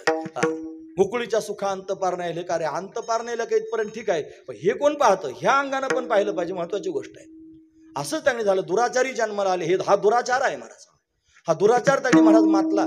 उन्मत्त झाले महाराज दुराचार करणारे. कंसासारखे, जरासंधासारखे, दुर्योधनासारखे, दुःशासनासारखे उन्मत्त झाले. छळ करायला लागले. तिघांचा छळ करतात. मग देवाला सहन होत नाही. नंबर 1 त्यांनी महाराज ब्राह्मणाचा छळ केला की देवाला सहन होत नाही. नंबर 2 त्यांनी गोमातेचा छळ केला की देवाला सहन होत नाही. आणि नंबर 3 अशा पद्धतीने भक्तांचा छळ केला की देवाला सहन होत नाही. मग चुकून सुद्धा त्यांनी महाराज या 3 लोकांचा छळ आपल्याकडून होऊ नये. म्हणून त्यांनी ब्राह्मण भगवंताला प्रिय आहे म्हणून त्याचा छळ आपल्याकडून होऊ नये महाराज. म्हणते ते असे करतात तसे करते, कसे करू त्याचे कातडे देव काढेन. तुझ्याकडे काही गणित आलेलं नाही. म्हणून त्यांनी महाराज त्याचं तो कर्म करेल आणि त्याचं तो प्रत्येकाच्या कर्माचं फळ ज्याला त्याला मिळत असतं. ब्राह्मण असो नाही तर अजून कोणी असो, ज्यानं वाईट कर्म केलं त्याच्या भागाला येईल ना महाराज ते कर्म. आपण कशाला त्याच्यात वाटेकरी व्हायचं. एखाद्या माणसानं जर पाप केलं असलं खरोखर आणि ते पाप केल्यानंतर जर त्यांनी महाराज अशा पद्धतीनं त्याला भोगायला येणार आहे, त्याच्या पापाची वाखाणणी जर आपण सगळ्यांनी एकत्र बसून 5 मिनिटं केली ना, तर 100% पापातलं 5% पाप आपल्या डोक्यावर बसल्याशिवाय राहत नाही. म्हणून त्यांनी महाराज ब्राह्मणाची अजिबात निंदा करायची नाही, चुकून सुद्धा करायची नाही. सगळ्यात महत्वाचा विचार आहे. भगवंताला ती सहन होत नाही. नंबर 2 गोमाता अतिशय महत्वाची आहे. ती गाय अतिशय महत्वाची आहे महाराज, पक्क लक्षात ठेवा. गायीवर जेव्हा अत्याचार त्यांनी होतो तेव्हा परमात्म्याला यावं लागतं. नंबर 3 त्यांनी भक्तांवर अत्याचार झालं की परमात्म्याला यावं लागतं. अरे ते भक्त आहेत म्हणून हे सगळे उपक्रम चालू आहेत बाबा, हे काही सोपं असतं का. एवढा मोठा सप्ताह करायचा, तुम्ही एवढे माणसं त्यांनी बसले. इथं लग्न कार्य सुद्धा होतात, या सभा मंडपामध्ये होतात की नाही. लग्न कार्याला सुद्धा एवढे लोक असतात, लग्नाला सुद्धा एवढे लोक जमतात. मग रोज कीर्तनाला एवढे लोक त्यांनी जमा करायचे आणि ते त्यांनी महाराज दाबून धरायचे. वळवळ नाही केली पाहिजे, सगळ्यांनी नीटनेटकं ऐकलं पाहिजे, या सगळ्या गोष्टी करायच्या. म्हणजे रोज एक लग्न वाटा लावून इतके कष्ट आहेत. सरळ सरळ गोष्ट आहे की नाही. हे काही सोपं आहे का. कोण करायला लागले हे सगळे कष्ट. हे बिचारी लोक प्रपंचातलं कामधाम सोडून याच्यात डोकं घालून करतात ना. मग त्यांना मदत केली पाहिजे, त्यांना सहाय्य झालं पाहिजे. लोक त्यांच्या गाड्या करायला सुरुवात करतात. घेण्यान देण्याचा शिन्ना ते शेण डोक्याला. म्हणून त्यांनी करतात ना चांगलं, मग चांगलं करू दे. चांगल्या कामाला सहाय्य झालं पाहिजे. तू कामाने सत्य कर्मा व्हावे सहाय्य, घातल या भय नरका जाणे. म्हणून चांगल्या कामाला सहाय्य झालं पाहिजे. हे भक्त एकत्र येतात आणि भगवंताचं चिंतन करतात. म्हणून तर या जगामध्ये धर्म टिकून आहे. म्हणून तर त्यांनी महाराज सर्व लोक समाधानाने जगतात. महत्वाचा भाग आहे. हे कंसासारखा त्यांनी जन्माला आला दुराचारी, सर्वांचा छळ सुरू केला. कंस सगळ्यालाच माहिती आहे महाराज. आता मला कृष्णाचं चरित्र सांगायचं, कंसाचं नाही सांगायचं. कृष्ण परमात्मा त्यांनी प्रगट होणार आहे. कंस कसा जन्माला आला सगळ्यांना चांगल्यापैकी माहिती आहे. त्याच्या बापाचं नाव होतं त्यांनी महाराज उग्रसेन. त्या उग्रसेनाची पत्नी गर्भवती होती आणि तिच्या गर्भावर त्यांनी सावली पडली द्रुमिल नावाच्या राक्षसाची. कोणाला त्यांनी विचारलं, आता त्या ब्राह्मणाने सांगितलं बाबा हिच्या गर्भावर राक्षसाची सावली पडली, पोरग राक्षसासारखंच होईल. आपलं पोरग एखादा आत्राप निघाल्यावर नाही का लोक याच्यावर कोणाला सावली पडली काय माहिती, लोक सहज म्हणतात महाराज अशी सावली पडली खरोखर त्याच्यावर. आता लोक मान्य करायचे नाहीत महाराज या सगळ्या गोष्टी, पण तसंच आहे. मग तो घाबरला, मुलगा झाला. मुलगा झाल्याबरोबर त्यांनी महाराज त्याला टोपलीत घातलं, पाण्यात सोडून दिलं. तो वाहत वाहत सौरी गावापर्यंत गेला. तिथं शूरसेनाला कोणतरी नेऊन दिला. शूरसेन नावाचा राजा होता. तो शूरसेन त्यांनी महाराज त्याने याला लहानचं मोठं केलं, त्याचं नाव कंस ठेवलं. तो कंस त्यांनी मोठा झाला आणि त्याला कोणी सांगितलं तुझ्या बापानेच तुला पाण्यात सोडून दिलं होतं, आता काय करायचं, मला बापाचाच बदला घेईन. तिथूनच सुरू झालं भगवंताचं चरित्र. आणि मग त्यांनी महाराज उन्मत्त झाला, भगवान शंकराची उपासना केली. भगवान शंकर प्रसन्न झाले, विचारलं काय पाहिजे तुला, म्हणे देव मला अमर करून टाका. ते म्हणले तसलं बंद करून टाकले, खटखटच नको डोक्याला. एखाद्याला वरदान दिलं ती माझ्याच डोक्यावर हात ठेवायला पळत आहे, म्हणून त्यांनी महाराज ते बंद करून टाकलं. भगवान शंकर त्यागणे महाराज अशा पद्धतीने त्याला म्हणायला लागले, तुम्ही ऐकतात ना सगळेजण, त्याला अनुभवच आला, त्याला काय करील त्याने बिचारा. तो वृकासूर होता, त्याला भस्मासूर त्याने ज्याच्या डोक्यावर हात ठेवशील त्याचं भस्म होईल. वरदान दिलं ते शंकराच्याच मागं पळायला लागलं महाराज भस्मासूर डोक्यावर हात ठेवण्याकरता. म्हणून शंकराला माहित होतं, म्हणजे दुसरं काही, मग विजय होण्याचं वरदान प्राप्त करून दिलं. विजयी झाला, असुरांवर त्याने अशा पद्धतीने विजय प्राप्त करून घेतला. फार असुर आहेत महाराज, सगळे जमा केली, फौज तयार केली, बापावर आक्रमण केलं, बापाला परास्त केलं, बळजबरीनं त्याने राजा झाला, बापाला बंदीखान्यात टाकलं. याच्यापेक्षा काय दुराचार असला पाहिजे. हे दुराचाराचं मूर्तिमंत असणारं उदाहरण कंस. कंस म्हणजे अहंकार. त्यानं बाप बंदीखान्यात नेऊन टाकला, बळजबरीने राजा झाला, भक्तांचा छळ करायला लागला, गोमातेचा छळ करायला लागला, ब्राह्मणांचा छळ करायला लागला, साधू संत बंदीखान्यात नेऊन टाकले, अशी त्याची अवस्था होती. भयंकर पाप अशा पद्धतीने वाढलं. त्याच्यासारखे अजून होते त्या काळात, दुर्योधनासारखे, दुःशासनासारखे, ते त्यांनी शिशुपालासारखे, दंतवक्रासारखे वाईट वागणारे लोक होतेच महाराज त्या काळात. पण ते एक एकच होते. म्हणजे त्यावेळेस एक एकच होते महाराज. आता तुम्हाला कळालं, तुम्ही ज्या अर्थी हसले त्या अर्थी तुमच्या ध्यानात आलं, मला तुम्हाला नाही कळालं का? नाही कळालं. त्यावेळेस एकच कंस होता. आता कळालं, तेव्हा एकच दुर्योधन होता. अजून नाही कळालं, मरा मग तसेच. मी काय करू आता त्याला, तुम्हाला नाही कळालं मी काय करावं. आता घरोघर टाकणे महाराज, असं गाणं आहे कोणतं तरी, ते घर घर में रावण बैठा इतने राम कहा से लावू. घरोघर रावण. रावण ही प्रवृत्ती आहे, दुर्योधन ही प्रवृत्ती आहे, कंस ही प्रवृत्ती आहे, घातक असणारी प्रवृत्ती, ती फोपावली कलियुगामध्ये जरा जास्त झालेली आहे. मग त्याने हे दुष्ट जन्माला आले, पृथ्वीला पापाचा भार झाला, तिला सहन होईना. मग पृथ्वीनं त्याने महाराज अशा पद्धतीने भगवंताच्या समोर विनंती करायला सुरुवात केली, ब्रह्मदेवाजवळ. वत्सरूपी पृथ्वी ब्रह्म्यापाशी जाय, नेत्री वाहे तोय सांगत असे. म्हणून अशा पद्धतीने त्याने महाराज तिनं गारहाणं सांगायला सुरुवात केली. तिचं गारहाणं त्याने महाराज ब्रह्मदेवानं ऐकलं, भगवंताचं स्तवन केलं. क्षीरसमुद्रात जाऊन नमोस्त्वनंताय सहस्रमूर्ते सहस्रपादाक्षी शिरोरुबाहवे सहस्रनामने पुरुषाय शाश्वते सहस्रकोटी युगधारिणे नमः. नमः कमलनाभाय नमस्ते जलशायिने नमस्ते केशवानंत वासुदेव नमस्तुते. वासनाद वासुदेवस्य वासितं मोहनत्रयं सर्वभूतनिवासोऽसि वासुदेव नमस्तुते. नमो ब्रह्मण्य देवाय गोब्राह्मण हिताय च जगतहिताय कृष्णाय गोविंदाय नमो नमः. हे कानावून गेलं तरी पाप जाळतंय महाराज. तुम्ही ऐकतात ना सगळेजण, नकळत नकळत काही पाप जर झालं असलं आपल्याकडून, आणि हे जर भगवंताचं स्तवन कानावरून गेलं तर ते पापाला निर्मूळ करतंय. आता ते ऐकल्यावर जर पाप जाते तर म्हणल्यावर जात असेल की नाही. मी रोज म्हणतोय महाराज, रोज म्हणजे मला काय सांगायचंय, रोज म्हणतो, नित्यनेमाने त्याकडे म्हणतो. आपण सगळ्या नित्यनेमाने म्हणलं पाहिजे, हे आपल्या पूजेतच म्हणलं पाहिजे, महत्वाची गोष्ट आहे. भगवंताचं स्तवन केलं, देवाला कळालं की पृथ्वी त्रासात आहे, तिच्यावर दुराचारी जन्माला आलेले आहेत, ते फार त्याने छळ करतात. आपण गेलं पाहिजे, पण जाण्याकरिता काही निमित्त असलं पाहिजे, महत्वाची गोष्ट आहे. काय निमित्त करून जावं, देवाला सुद्धा निमित्त करून यावं लागतं महाराज. निमित्त केलं भगवंतानं. बघा ना, अष्टमीला प्रगट, हा 8 जो आकडा आहे ना, भगवंताला फार प्रिय आहे महाराज. त्या दिवशी यशवंत महाराज आले होते आणि त्यांनी एक ग्रंथ लिहिला नवीन, जसं शतकोटी आहे ना, त्याचं नाव आता मला आठवत नाही. तो ग्रंथ त्यांनी लिहिला, मला पाठवून दिला महाराज. कुठेतरी कीर्तनाला कोणत्या गावात गेले आणि फार जुन्नर तालुक्यात कुठेतरी गेले होते, आणि तिथं त्यांनी प्रेमी भक्त त्यांना सापडला आणि ते ओळख सांगायला लागला. हो म्हणले, हा ग्रंथ घेऊन जा महाराजांना द्या. आणि त्यांनी पुणे महाराजांकडे आणून दिला महाराज तो ग्रंथ. त्या ग्रंथामध्ये त्यांनी भगवान श्रीकृष्ण परमात्म्याच्या प्राकट्याची 8 कारणं सांगितलेली आहेत. त्या ग्रंथात 8 कारणं सांगितलं ना आपल्याला त्यांनी त्या दिवशी. 8 कारणं सांगितले कशाकरिता परमात्मा प्रगट. हा 8 आकडा भगवंताला फार प्रिय आहे महाराज. तो अष्टमीलाच अशा पद्धतीने प्रगट झाला. हा 8 म्हणजे घटणारा आकडा आहे, तो घटवण्याकरिता प्रत्यक्ष प्रगट होणार आहे. तुम्ही दरवर्षी ऐकत असता, जे त्या गोस्वामीजींनी लिहिलं ना महाराज ते, म्हणजे तुलसी ऐसे संसार को क्यों नहीं त्यजत निशंक, घटत घटत घट जाय जैसे 8 का अंक. 8चा आकडा घटत घटत जातो. 8 एके 8, 8 दुने 16, 16 म्हणजे 6 आणि 1 किती झाले 7, म्हणजे एकाने घटलं. 8 त्रिक 24, 4 आणि 2 किती झाले 6, एकाने घटलं. 8 चौक 32, 3 आणि 2 किती झाले 5, एकाने घटलं. हे त्यांनी घटत घटत जातं. जसं 8चा आकडा घटणारा आहे, तसं भगवंताला घटवायचं आहे. म्हणून परमात्मा प्रगट होणे. काय घटवायचं आहे, त्याला पाप घटवायचं आहे, महत्वाची गोष्ट आहे. त्याला अज्ञान घटवायचं म्हणून तर गीता सांगितली. त्याला त्यांनी महाराज भक्तांचं दुःख घटवायचं आहे, भक्तांचा त्रास घटवायचा आहे. हे सगळं घटवण्याकरिता परमात्मा प्रत्यक्ष अशा पद्धतीने प्रगट होणार आहे. ती त्याची दिव्य असणारी स्थिती. 8 आकडा त्याला अतिशय. 8 म्हणजे प्रकृती. ही प्रकृती आहे म्हणून तर आपल्या सगळं ती प्रकृती परमात्म्याशी संग करते आणि म्हणून तर खऱ्या अर्थानं त्यांनी महाराज हे सगळं भव पाहायला मिळतं. ईश्वर झाला प्रकृतीमुळे झाला, जीव झाला प्रकृतीमुळे झाला, जगत प्रतीतीला आलं प्रकृतीमुळे प्रतीतीला आलं. म्हणून त्यांनी प्रकृती कशी अष्टधा आहे, मग ती प्रकृती घटवण्याचं काम परमात्मा करतो, त्याच्याशिवाय घटवता येत नाही. यानं ज्यावेळेस लीला केली ना, पुढे जाऊन कृष्ण लीला उद्या आपण ऐकू कदाचित. दारात रांगोळी काढली त्याच्यावर जाऊन उभा राहिला आणि रांगोळीवर लघवी करून पळाला. याचा अर्थ काय होतो? उगाच त्यांनी गंमत करायची म्हणून नाही केलं तसं. त्याचा अर्थ आहे महाराज म्हणतात अष्टदळ काढिले अंगणी आणि वरी मुते चक्रपाणी. अष्टदळ म्हणजे रांगोळी, अष्टदळ 8 दळ असणारी रांगोळी काढली आणि त्याच्यावर परमात्म्याने लघवी केली. म्हणजे काय केलं? त्यानं मायेचा बाध करून टाकला, त्यानं प्रकृतीचा बाध करून टाकला. हा बाध करण्याकरिता प्रत्यक्ष प्रगट झालेला आहे. म्हणून 8 हा आकडा त्याला अतिशय प्रिय आहे महाराज. व्यासदेवांना 18 आकडा फार प्रिय आहे महाराज. श्रीमद भागवतामध्ये त्यांनी महाराज किती श्लोक आहेत? 18,000 हा 18 आकडा आहे महाराज. भगवद्गीतेमध्ये किती अध्याय आहेत? 18 अध्याय आहेत. महत्वाची गोष्ट आहे. म्हणून त्यांनी महाराज जी युद्ध करण्याकरिता सेना आली होती ती किती होती? 18 अक्षयणी होती. हे सगळं 18च आहे. महाभारती युद्ध किती दिवस चाललं होतं? 18 दिवस चाललं होतं. हे 18च का असेल? त्याच्यामध्ये काही जाणीवपूर्वक लिहिलेलं आहे का? 18 मध्ये 2 अंक आहेत महाराज.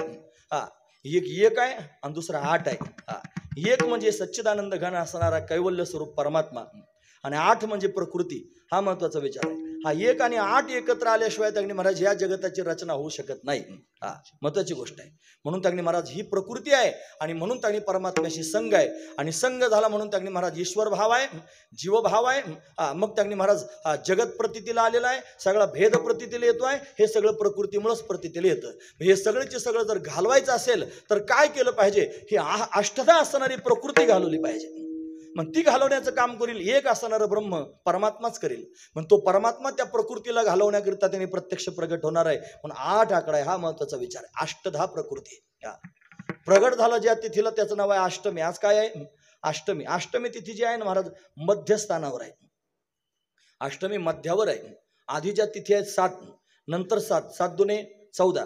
एका पंधरवड्यात किती तिथी असतात? 15 तिथी असतात. 7 आणि 7 14 झाल्या आणि 8वी मध्यस्थानावर आली. म्हणजे काय झालं? आधीच्या ज्या 7 तिथी आहेत आणि नंतर ज्या 7 तिथी आहेत त्याचा मध्य अष्टमीनं साधला. तसं त्यांनी महाराज देवाला साधायचंय.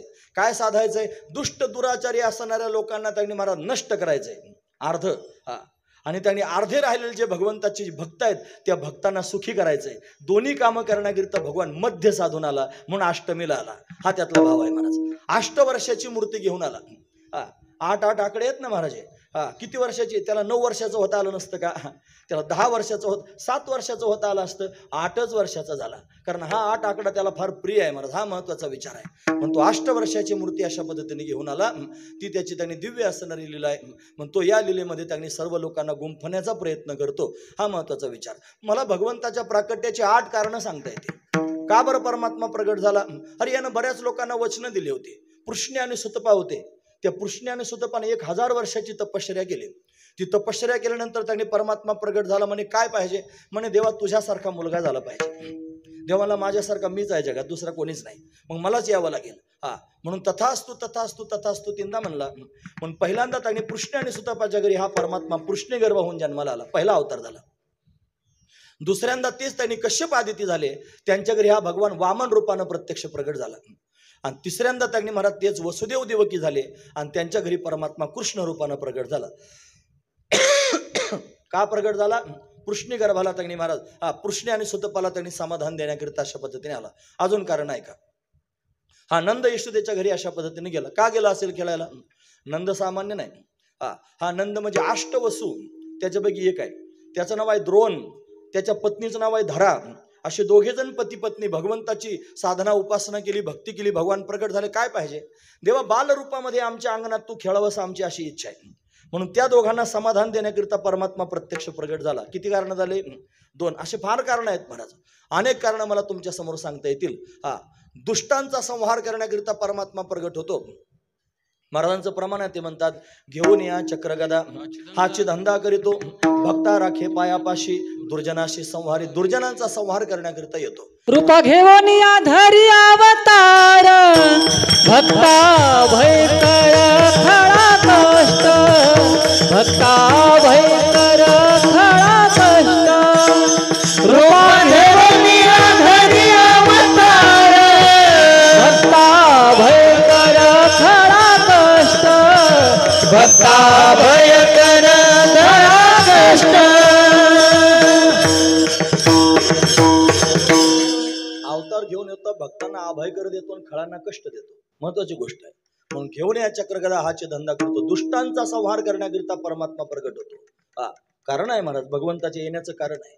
अजून कारण सांगतो, ज्या ज्या वेळेला धर्मावर ग्लानी येते, ज्या ज्या वेळेला धर्म मोडकळीला येतो, त्या वेळेला परमात्म्याला यावं लागतं. त्याचे शब्द आहेत महाराज, हे यदा यदा हि धर्मस्य ग्लानिर्भवति भारत अभ्युत्थानम अधर्मस्य तदात्मानं सृजाम्यहम् परित्राणाय साधूनां विनाशाय च दुष्कृतां धर्म संस्थापनार्थाय संभवामी युगे युगे. धर्म अतिशय महत्वाचा आहे. तुम्ही ऐकतात ना सगळेजण, 12च्या मेळ्यात आल्यामुळे त्यांनी घाबरे होऊ नका, मी बरोबर वेळेत त्यांनी भगवंताच्या जन्मापर्यंत जाणार आहे.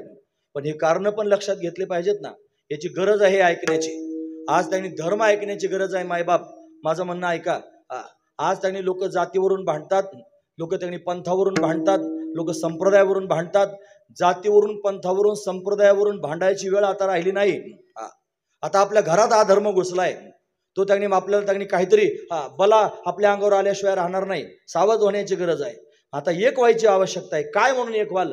जातीच्या मुद्द्यावर एक व्हायचं नाही, पंथाच्या मुद्द्यावर एक व्हायचं नाही, संप्रदायाच्या मुद्द्यावर एक व्हायचं नाही, धर्माच्या मुद्द्यावर एक व्हायचं. आपण सर्वजण सनातन वैदिक धर्माचे पाईक आहोत आणि सगळे एका छत्राखाली त्यांनी आलेलो आहोत. हा महत्वाचा विचार आहे. म्हणून त्यांनी महाराज ही म्हणण्याची आज वेळ आहे महाराज. त्या दिवशी गोसावी महाराज आले होते, योगीराज महाराज संत पंढरीत, आणि त्या पांडुरंगाच्या समोर मोठा सभामंडप आहे. त्या सभामंडपामध्ये 18 संतांच्या मूर्ती बसवायच्या. आता मला हे माहित नव्हतं महाराज, पण तरी सुद्धा त्यांनी महाराज 18 संत हा शब्द मी त्यांच्या समोर उच्चारला तेव्हा त्यांनी नाथ महाराजांचं मला एक प्रमाण सांगितलं. आता माझ्या आठवणीत राहिलं नाही प्रमाण ते, पण त्यांनी प्रमाण सांगितलं. त्या प्रमाणात काय सांगितलं, त्यांना हे सांगायचं होतं की आपला वारकरी संप्रदाय असा आहे जो जातीपातीपासून दूर झालेला आहे. 18 पगड जाती एकत्र येतात. 18 पगड जातीने एकत्र यायचंय. म्हणून कास घालोनी बळकट झालो कळी काळावरी नीट केली पायवाट भव सिंधूवरुनी. पायवाट तयार केलेले हात उंच करून सांगतात, यारे यारे लहान थोर याती भलते नारी नर करावा विचार न लगे चिंता कवनाची. म्हणून त्यांनी यारे यारे दोनदा म्हणतात, सगळ्यांनी या, नारी नारांनी सगळ्यांनी या, कोणाचा विचार करू नका. म्हणून त्यांनी महाराज आता त्यांनी महाराज बाकीच्या सगळ्या गोष्टींचा विचार करत बसण्याची आवश्यकता नाही. धर्म या तत्वावर एकत्र आलं पाहिजे. धारयती ती धर्म, हा धर्म आपण धारण केला पाहिजे. धर्मो रक्षती रक्षित हा. म्हणून धर्माचं आपण जर रक्षण केलं तर धर्म आपलं रक्षण करेल. म्हणून त्यांनी देव आणि संत हे काम करत असतात. देवही धर्माचं संरक्षण करण्याकरिता येतो आणि संत पण धर्माचं संरक्षण करण्याकरिता येतात. ते त्यांनी म्हणतात, धर्माचे पालन करणे पाखंड खंडन हेची आम्हा करणे काम बीज वाढवावे नाम. कोण म्हणतं? संत म्हणतात. कंबर बांधून आम्ही पण म्हणतो, पण आम्ही काय संत नाही. हे काय लोकांसमोर सांगायची काय गरज आहे? आम्ही संत नाहीत. फक्त त्यांची प्रमाण आम्ही सांगतो इथपर्यंत, ठीक आहे. पण संत काय येतात? ते धर्म सांभाळण्याकरिता अशा पद्धतीने येतात. भगवंताचं प्राकट्य त्यांनी होतं धर्म सांभाळण्याकरिता. धर्म जब जब होई धर्म की हानी बाढ़ असुरा धमाभिमानी. जब जब होई धर्म की हानि बाढ़ असुरा धमाभिमानी. तब तब प्रभु धरे विविध शरीरा हरहि कृपा निधि सजन पीड़ा. राम सिया राम जय जय राम. राम सिया राम जय जय राम. सिया राम. गोस्वामीजी म्हणतात, जब जब होय धर्म की हानी बाढ़ ही आसुर अधमाभिमानी. तब तब प्रभु धरी विविध शरीरा हरहु कृपा निधी सज्जन पीरा. सज्जनांची पीडा निवृत्त करण्याकरिता परमात्मा येतो. 2 कारण त्या श्लोकात सांगितलेत. म्हणजे ते धर्म सांभाळण्याकरिता येतो आणि परित्राणाय साधूनाम हे त्याच्या पुढचं कारण आहे. साधूंचा सांभाळ करण्याकरिता येतो. पण भक्तांचा सांभाळ करण्याकरिता परमात्म्याचं प्राकट्य होतं. कृष्ण सुतपा करता आला. ते त्यांनी महाराज वसू आणि त्याच्या पत्नीकरिता अशा पद्धतीने आला. तो त्यांनी महाराज धर्म सांभाळण्याकरिता आला, दुष्टांचा संहार करण्याकरिता अशा पद्धतीने आला, भक्तांचा सांभाळ करून त्यांनी भक्तांना प्रेम देण्याकरिता आला. भक्तांना प्रेम देण्याचं कामही परमात्माच करतो. त्याच्यापेक्षा त्यांनी महाराज भक्तांच्या माध्यमातून प्रेम प्राप्त करून घेण्याकरिता आला. हे कारण आहे महाराज. अजून कारण सांगतो. अनेक महातपस्वी असणारे संत आहेत की जे त्यांनी महाराज भगवंताची वाट पाहतात. मनामध्ये भाव निर्माण झालेला आहे भगवंतांना भेटावं, काही कर्तव्य शिल्लक राहिलं नाही, कर्तव्य अभावत स्थिती निर्माण झाली. काम नाही झालो पाहिरी कामा भावल्या त्या करू चेष्टा. चेष्टा म्हणजे मस्करी नाही, चेष्टा म्हणजे क्रिया. ज्या सुचतील त्या क्रिया अशा पद्धतीने करायच्या. म्हणजे हे जीवनमुक्तानं म्हणायचं, आपण नाही म्हणायचं. ते जीवनमुक्त महापुरुष जे असतात, जे बोधानं संपन्न झालेले असतात, त्यांना काही कर्तव्य शिल्लक राहिलेलं नसतं. मग ते मोकळ्या वेळात काय करतात तर भगवंताचं भजन करतात. जी क्रिया करतील त्यांचं भजनच होतं, हा महत्वाचा विचार. अशा पद्धतीने ते क्रिया करतात. भगवंताचं भजन करू लागले, परमात्मा प्रसन्न झाला. काय पाहिजे ते म्हणले, देवा मोक्ष मिळवलेला आहे. मोक्ष मिळवणं म्हणजे काही कर्तव्य शिल्लक न राहणं. आता काही मिळवायचं शिल्लकच राहिलं नाही. मला काय गाडी घ्यायची नाही, बंगला बांधायचा नाही, माड्या बांधायच्या नाही, येल मांडवाला न्यायचं नाही, बायको करायचं नाही, पोरं व्हायची नाही, काही त्यांनी राहिलं नाही शिल्लक, सगळं पूर्ण झालं असं त्याला सांगितलं. मग तू कशाला भजन करतो? तू पाहिजे म्हणून भजन करतो. तू आला पाहिजे, तू भेटला पाहिजे, तू बोलला पाहिजे, तू दिसला पाहिजे, तुझा अंगसंग झाला पाहिजे, तुझ्याबरोबर तुझ्या ताटात जेवता आलं पाहिजे, तू त्यांनी आमच्या ताटात बसून जेवला पाहिजे, तुला खाऊ घालता आलं पाहिजे, तू आम्हाला खाऊ घातलं पाहिजे. या सगळ्या गोष्टींकरता त्यांनी महाराज अशा पद्धतीने आस लागलेली आहे. कधी भेटशील देवा सांग, अशी जी उत्कट भावना ज्यांच्या मनात निर्माण झालेली आहे. आणि त्या सगळ्या लोकांच्या भावना भगवंतानं जाणल्या, ते कासावीस झाले, त्यांच्या समोर प्रगट झाला आणि त्यांना वचन दिलं, मी येणार आहे. कुठे येणार आहे म्हणून मी त्यांनी द्वापार युगाच्या शेवटी अशा पद्धतीनं व्रजभूमीमध्ये येणार आहे. 84 कोस आहे व्रजभूमी. 84 कोस आहे महाराज व्रजभूमी, थोडी नाही. आम्ही जाणार आहोत परिक्रमेला. आमचे कीर्तन म्हणजे समुद्राच्या लाटेसारखे आहेत.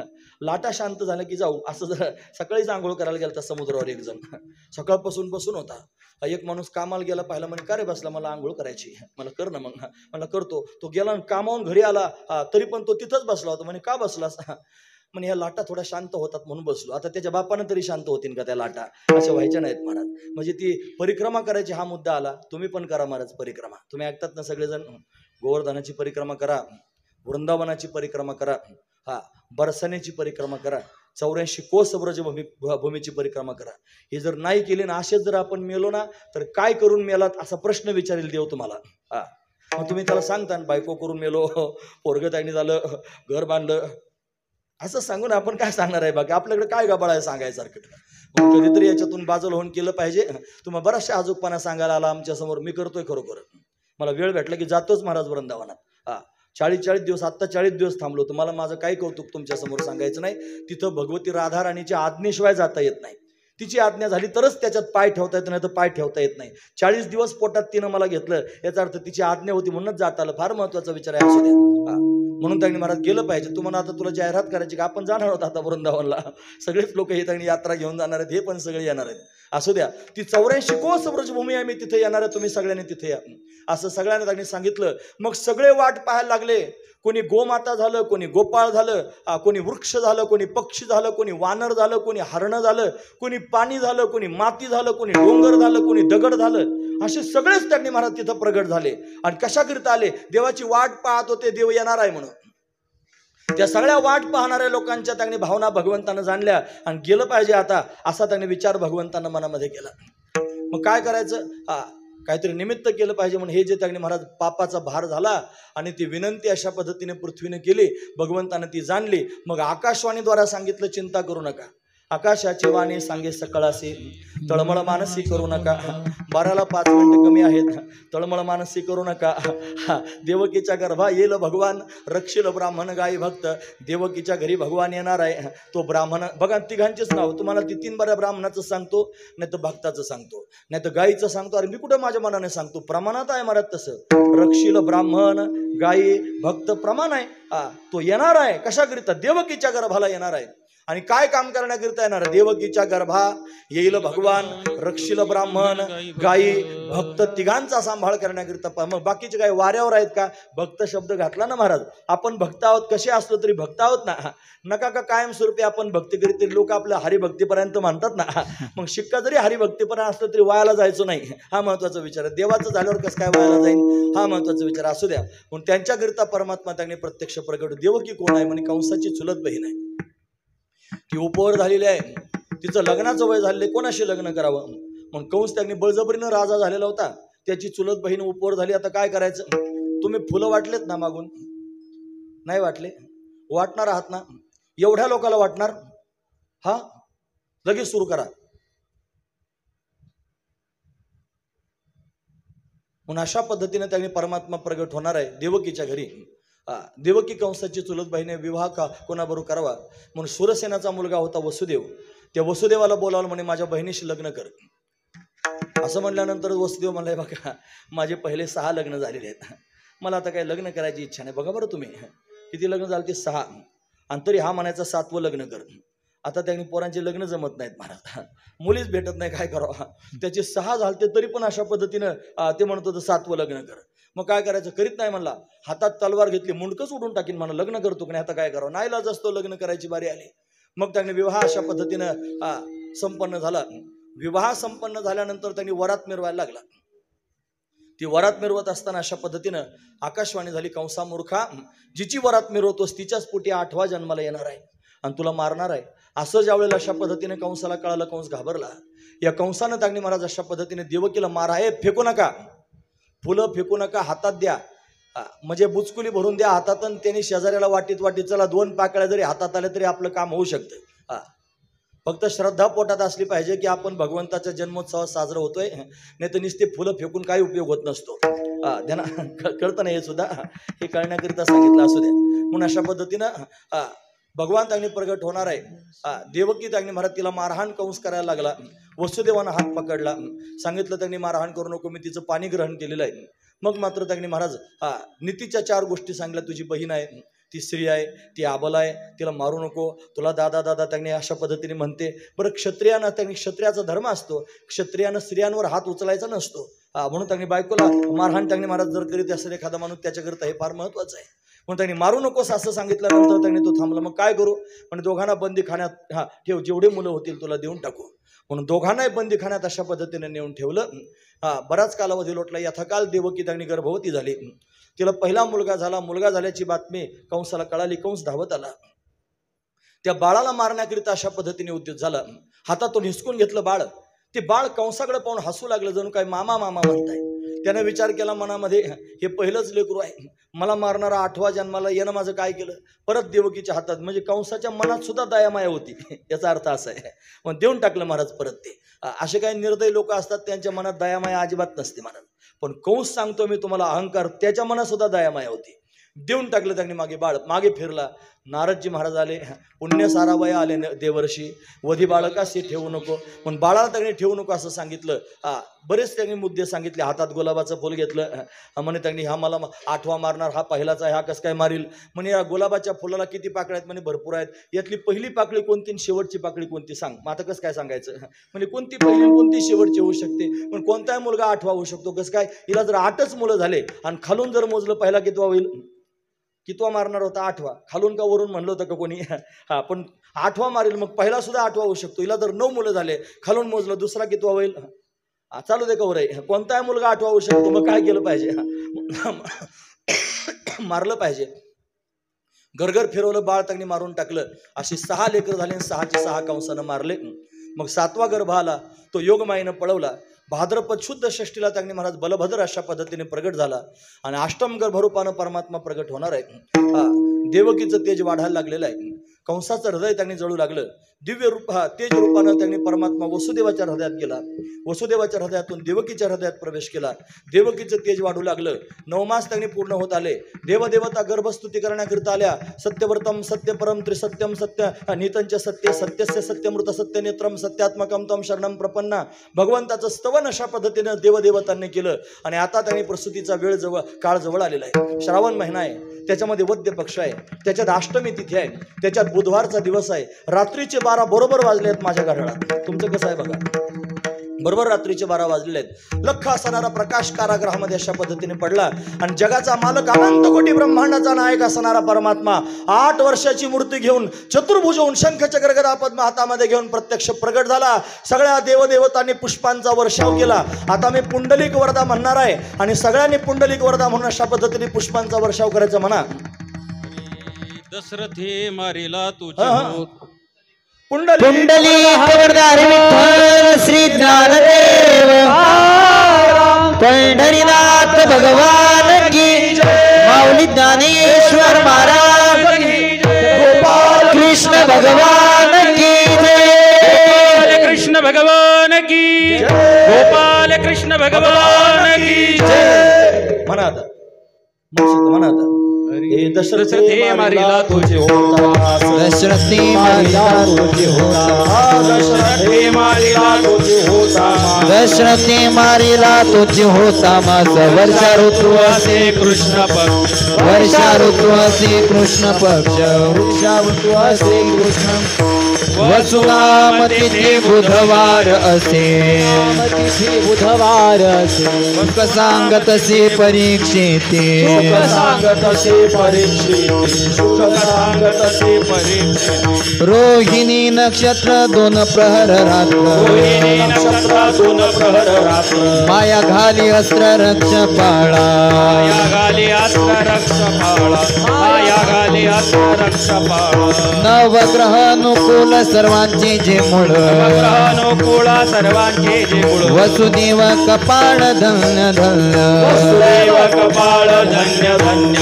वसुदेव कपाळ धन्य धन्य जयाचा तो वंश तयासी आनंद जयाचा तो वंश तयासी आनंद माझ्या कुळी गोविंद अवतरला माझ्या कुळी गोविंद अवतरला माझ्या कुळी गोविंद अवतरला अयोनी संभव नोही काही श्रमे संभव नोही काही श्रमे अयोनी संभव नोही काही श्रमे संभव नोही काही श्रमे नामयाता स्वामी प्रगटला नामयाता स्वामी प्रगटला नामयाता स्वामी प्रगटला वसुनाम तिथी बुधवार से तिथी बुधवार से वसुनाम तिथी बुधवार से तिथी बुधवार से लोक सांगत से परीक्षिते सांगत से परीक्षिती शुक सांगत से परीक्षिती पुंडलिक वरदार हरिहर श्री ज्ञानदेव पंढरीनाथ भगवान की जय गोपाल कृष्ण भगवान की जय. भगवंताचं प्राकट्य झालं.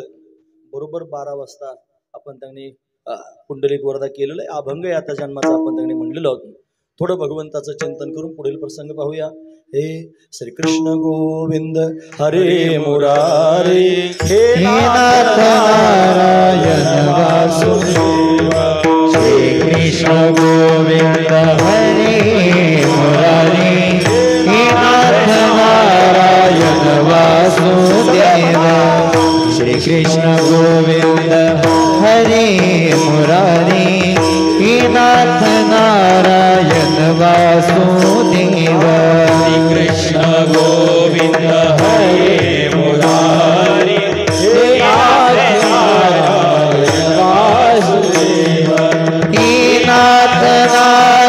नारायण वासुदेव हे नाथ नारायण वासुदेव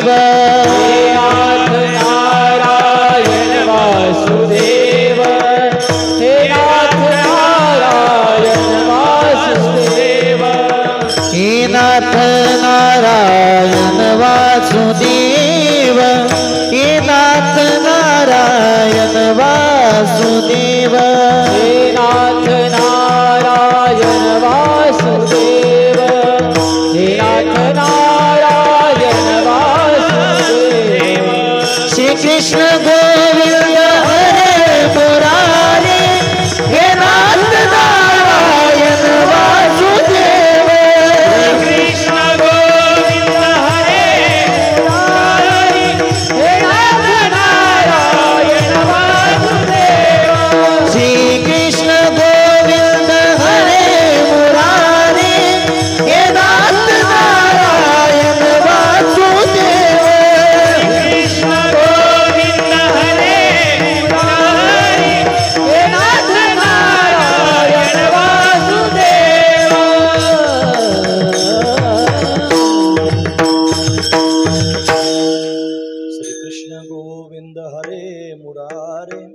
हे नाथ नारायण वासुदेव, हे नाथ मेरी यही प्रार्थना है, भूलू ना मैं कभी नाम तुम्हारा, निष्काम हो के मैं दिन रात गाऊं, गोविंद दामोदर माधवेति, श्री कृष्ण गोविंद हरे मुरारे, हे नाथ नारायण वासुदेव. श्रेष्ठ असणार हे भजन आहे, आपण सगळ्यांनी सतत म्हणत राहावं. भगवंताचं अखंड चिंतन त्यांनी आपल्याकडून घडावं, याच्याकरिता हे काही ओम नमो भगवते वासुदेव हा मंत्र आहे. श्रीकृष्ण गोविंद हरे मुरारे, हे नाथ नारायण वासुदेव हा काही मंत्रच आहे. म्हणावा आपण सगळ्यांनी श्रद्धेनं. आणि जर त्याच्यापेक्षा चांगलं तुम्हाला म्हणावं वाटत असेल आणखी काही, तर कृष्णाय वासुदेवाय देवकी नंदनाय च नंद गोपकुमाराय गोविंदाय नमो नमः. कृष्णाय वासुदेवाय देवकी नंदनाय च नंद गोपकुमाराय गोविंदाय नमो नमः. कृष्णाय वासुदेवाय देवकी नंदनाय च नंद गोपकुमाराय गोविंदाय नमो नमः. अतिशय श्रेष्ठ असणारा हा मंत्र आहे महाराज. Direct भगवंताशी contact. उगा कौतुक सांगत जाऊ नये स्वतःच. एवढ्यात असं केलंय आम्ही, भागाभाऊने मी असं ठरवलंय, गाडीत चालवलं असं भागाभाऊ, हा जिथं त्याने कीर्तन पूर्ण झालं किंवा कीर्तनाला जायला आम्ही निघालो, गाडीत बसलो, एकदा तिथं पांडुरंगाचं दर्शन घेतलं आणि गाडी पुढे ढळाली की हे म्हणायला सुरुवात करायची, हे कृष्णाय वासुदेवाय, मग त्यांनी म्हणायचं कृष्णाय वासुदेवाय देवकी नंदनायच, मग त्याने म्हणायचं देवकी नंदनायच नंद गोपकुमाराय गोविंदाय नमो नमः. असं सारखं म्हणत राहायचं. कुठपर्यंत म्हणायचं माहितीये? ठिकाण्यावर जाईपर्यंत कीर्तनाच्या. गाडीत उतरायच्या टायमाला बंद करायचं आणि परत एकदा कीर्तन झालं गाडीत बसलं की लगेच हे सुरू करायचं, कृष्णाय वासुदेवाय देवकी नंदनायच नंद गोपकुमाराय गोविंदाय नमो नमः. तिथून इथपर्यंत येऊस तर तेवढंच म्हणायचं. आता काय खलबत्ता काड्या उचापती झंझटी काय आहे का? फार चांगलं आहे महाराज, याच्यापेक्षा काहीच चांगलं नाही, खरं सांगतो मी तुम्हाला. हेच फार महत्वाचं आहे. म्हणून त्यांनी मला काही ध्यानात येत नाही, काही लक्षात येत नाही, पण हे करता करता त्यांनी एक गोष्ट लक्षात ठेवली पाहिजे. हे डोळे आता भागा भावलं काय डोळे बंद करून म्हणता यायचं, गाडी चालवायची असते. मला मात्र डोळे बंद करून म्हणता येतं त्याच्या शेजारी बसून. खरं सांगतो, आता 12 वाजून गेल्यानंतर हे कौतुक सांगत बसला एखाद्याला वाटेल काय कौतुक नाही सांगत, ध्यानात ठेवा मी काय सांगतो ते. तुमचं काम करता करता तुम्हाला हे करण्यासारखं आहे. इथं त्यांनी बसायचं आणि भगवान श्रीकृष्ण परमात्म्याचे जेवढे ठिकाणे डोळ्यापुढे आणायचे. बाक्य बिहारी, वृंदावनात गेलं की बाक्य बिहारी, तिथून बाहेर निघालं की राधा वल्लभ, तिथून गेलं की त्यांनी महाराज राधा रमण, त्याच्यानंतर राधा गोपीनाथ, अशी त्यांनी कितीतरी स्थानं वृंदावनात आहेत. तिथून निघालं की राजस्थानमध्ये श्रीनाथ, त्याच्यानंतर त्यांनी महाराज बद्रीनाथ, त्याच्यानंतर त्यांनी महाराज अशा पद्धतीनं बालाजी, ही भगवंताची ठिकाणं आहेत. आणि मग सगळे त्यांनी ठिकाणं फिरून मानसिक भगवंताचं ध्यान करीत करीत पांडुरंगापर्यंत यायचं. तो कृष्णच आहे महाराज, विटेवरती उभा आहे. मग त्याचं चिंतन करायचं. करून बघा प्रयोग तुम्ही. माझं म्हणणं तुम्ही ऐकून खरंच प्रयोग करून बघा. तुम्ही जे काम करीत असाल की नाही तेच काम तुमच्या घरात करा. आणि हे काम करता करता त्यांनी मी म्हणतो तसं नाही, मी म्हणतो तो मंत्र म्हणता आला तर श्रीकृष्ण गोविंद हरे मुरारे असं म्हणा. नाही म्हणता आलं ते सुद्धा जय श्रीकृष्ण जय श्रीकृष्ण जय श्रीकृष्ण जय श्रीकृष्ण एवढंच म्हणा फक्त. आणि नाही समजलं तर वारकरी आपण रामकृष्णारी रामकृष्णारी रामकृष्णारी पण म्हणू शकता. तुम्हाला काय म्हणायचं असेल म्हणू शकता. पण तरी सुद्धा त्यांनी महाराज फार प्रभावी भगवंतापर्यंत लवकर घेऊन जाणारा मंत्र आहे. मी पुढे म्हणतो, माझ्या मागे सगळ्यांनी म्हणा. म्हणू का नको म्हणू? म्हणू ना. तुम्ही घाबरे झाले मग कसं काय म्हणू का? हे सगळ्यांनी म्हणायचं बरं.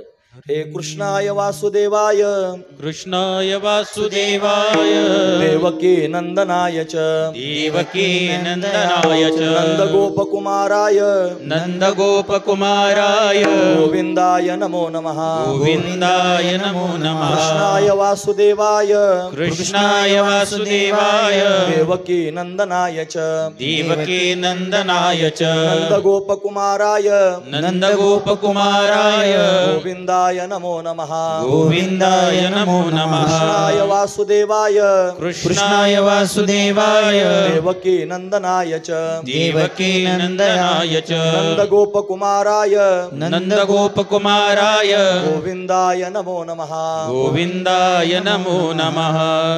रात बरे म्हणलो तरी मला गोड लागेल, तुम्हाला पण गोड लागेल असं म्हणायचं. आणि म्हणता म्हणता त्यांनी मला जर खरंच संधी सापडली असेल तर भगवंताच्या चरणांचं ध्यान करून घ्यायचं. ती आठवणच करायची. त्याच्या मुखकमलाकडे पाहून त्याच्या डोळ्यात घालून त्यांनी पाहणे इतकी आपली योग्यता नाही, माझी नाही. तुम्ही तुमचं पाहून घ्या काय असेल ते. पण आपली पात्रता कुठे आहे? त्याचे चरण पाहण्यात आपली पात्रता आहे. एक पाय सरळ आहे, एक पाय तिरका ठेवलेला आहे. त्याचे चरण डोळ्यासमोर त्यांनी आणायचे आणि ते पाहायचे. आणि ते पाहता पाहता कृष्णाय वासुदेवाय देवकी नंदनाय च नंदगोपकुमाराय गोविंदाय नमो नमः असं जर म्हणत राहिलात तर कृपेचा वर्षा होईल महाराज. तो कृष्ण कृपा करेल आणि त्याच्या कृपेने त्यांनी महाराज जन्माला आल्याचं सार्थक होईल. हा जन्म कारणी लागेल, नाही तर बाकीचं काही तुम्ही जन्मामध्ये येऊन केलं ना तरी ते सार्थकी लागण्यासारखं नाही.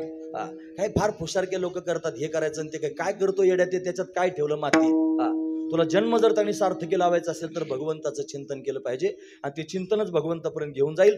अशाच पद्धतीने केलं पाहिजे, हा महत्वाचा विचार आहे. म्हणून त्यांनी माझं काम आहे सांगायचं, मी तुमच्या समोर ते सांगितलेलं आहे. भगवान अशा पद्धतीने प्रगट होतो, अवतार घेऊन येतो, देवाला अवतार घ्यावा लागतो आणि भक्त त्यांनी महाराज संसाराला अशा पद्धतीने येतात. दोघांचा एकत्र विचार करण्याचा आपण अशा पद्धतीने प्रयत्न केला, तेच महाराज वर्णन करून सांगतात. देवाचे अवतार भक्ताचे संसार, देवाचे अवतार भक्ताचे संसार, देवासी अवतार भक्तासी संसार, देवासी अवतार भक्तासी संसार, देवाचे अवतार भक्ताचे संसार, देवाचे अवतार भक्ताचे संसार, देवासी अवतार भक्तासी संसार, देवासी अवतार भक्तासी संसार, दोघीचा विचार एक परे, दोघीचा विचार एक परे, दोघीचा विचार एक परे, भक्ताची सोहळे देवाची आगे, भक्ताची सोहळे देवाची आगे, देवाची आगे, देवाची आगे. देव अवताराला येतो, भक्त संसाराला येतात, दोघांचा एकत्र विचार केला जातो. मग त्याकडे तो काय त्याने विचार असेल, भक्ताच्या जीवनामध्ये सोहळे होतात आणि ते सगळे सोहळे परमात्मा स्वतः करून देतो आणि स्वतःच त्यांच्या संगतीमध्ये जाऊन त्यांनी अशा पद्धतीने सुख भोगत असतो. म्हणून याच्याकरताच देवानं भक्तांना रूप दिलेलं आहे, आकार दिलेला आहे, तो आकाराला आलेला आहे आणि तो आकार धारण करून आला आणि भक्तांना त्यांनी प्रगट केलं. तो त्यांनी म्हणत त्या भक्तांना प्रगट करण्याचं कारण एवढंच आहे की त्यांनी गुणानुवाद गावेत, त्यांनी पण आनंद घ्यावा आणि सगळ्या जगाला आनंद द्यावा. पण भक्ती त्याचा पार वाखाणीला अशा पद्धतीने त्याचा वर्णन केलं भक्तांनी सुद्धा. आणि मग एकाच अंगातून म्हणजे ब्रह्मस्वरूपातून दोघे जण प्रगट झालेले आहेत. म्हणून त्यांनी महाराज देवभक्तपण स्वामी सेवा, एक देव झाला दुसरा त्यांनी अशा पद्धतीनं सेवक झाला, दोघे एकमेकाचे त्यांनी चिंतन करू लागले, त्याच्यातून सुख भोगू लागले. म्हणून दोघे त्यांनी एकच आहेत, तिथं भिन्न भाव नाही, महाराज वर्णन करून सांगतात. का म्हणे थे नाही भिन्न भाव, तू का म्हणे थे नाही भिन्न भाव, तू का म्हणे थे नाही भिन्न भाव, तू का म्हणे थे नाही भिन्न भाव, भक्त तोची देवा देवा भक्त, भक्त तोची देवा देवा भक्त, देवासी अवतार देवाची आगे भक्ताची सोहळी, देवाची आंगे भक्त तोची देव देव भक्त, भक्त तोची देव देव भक्त, भक्ताची सोहळी देवाची आगे, भक्ताची सोहळी देवाची आगे, देवतांचा संगे सुख भोगी, देवतांचा संगे सुख भोगी, भक्ताची सोहळी देवाची आगे, भक्ताची सोहळी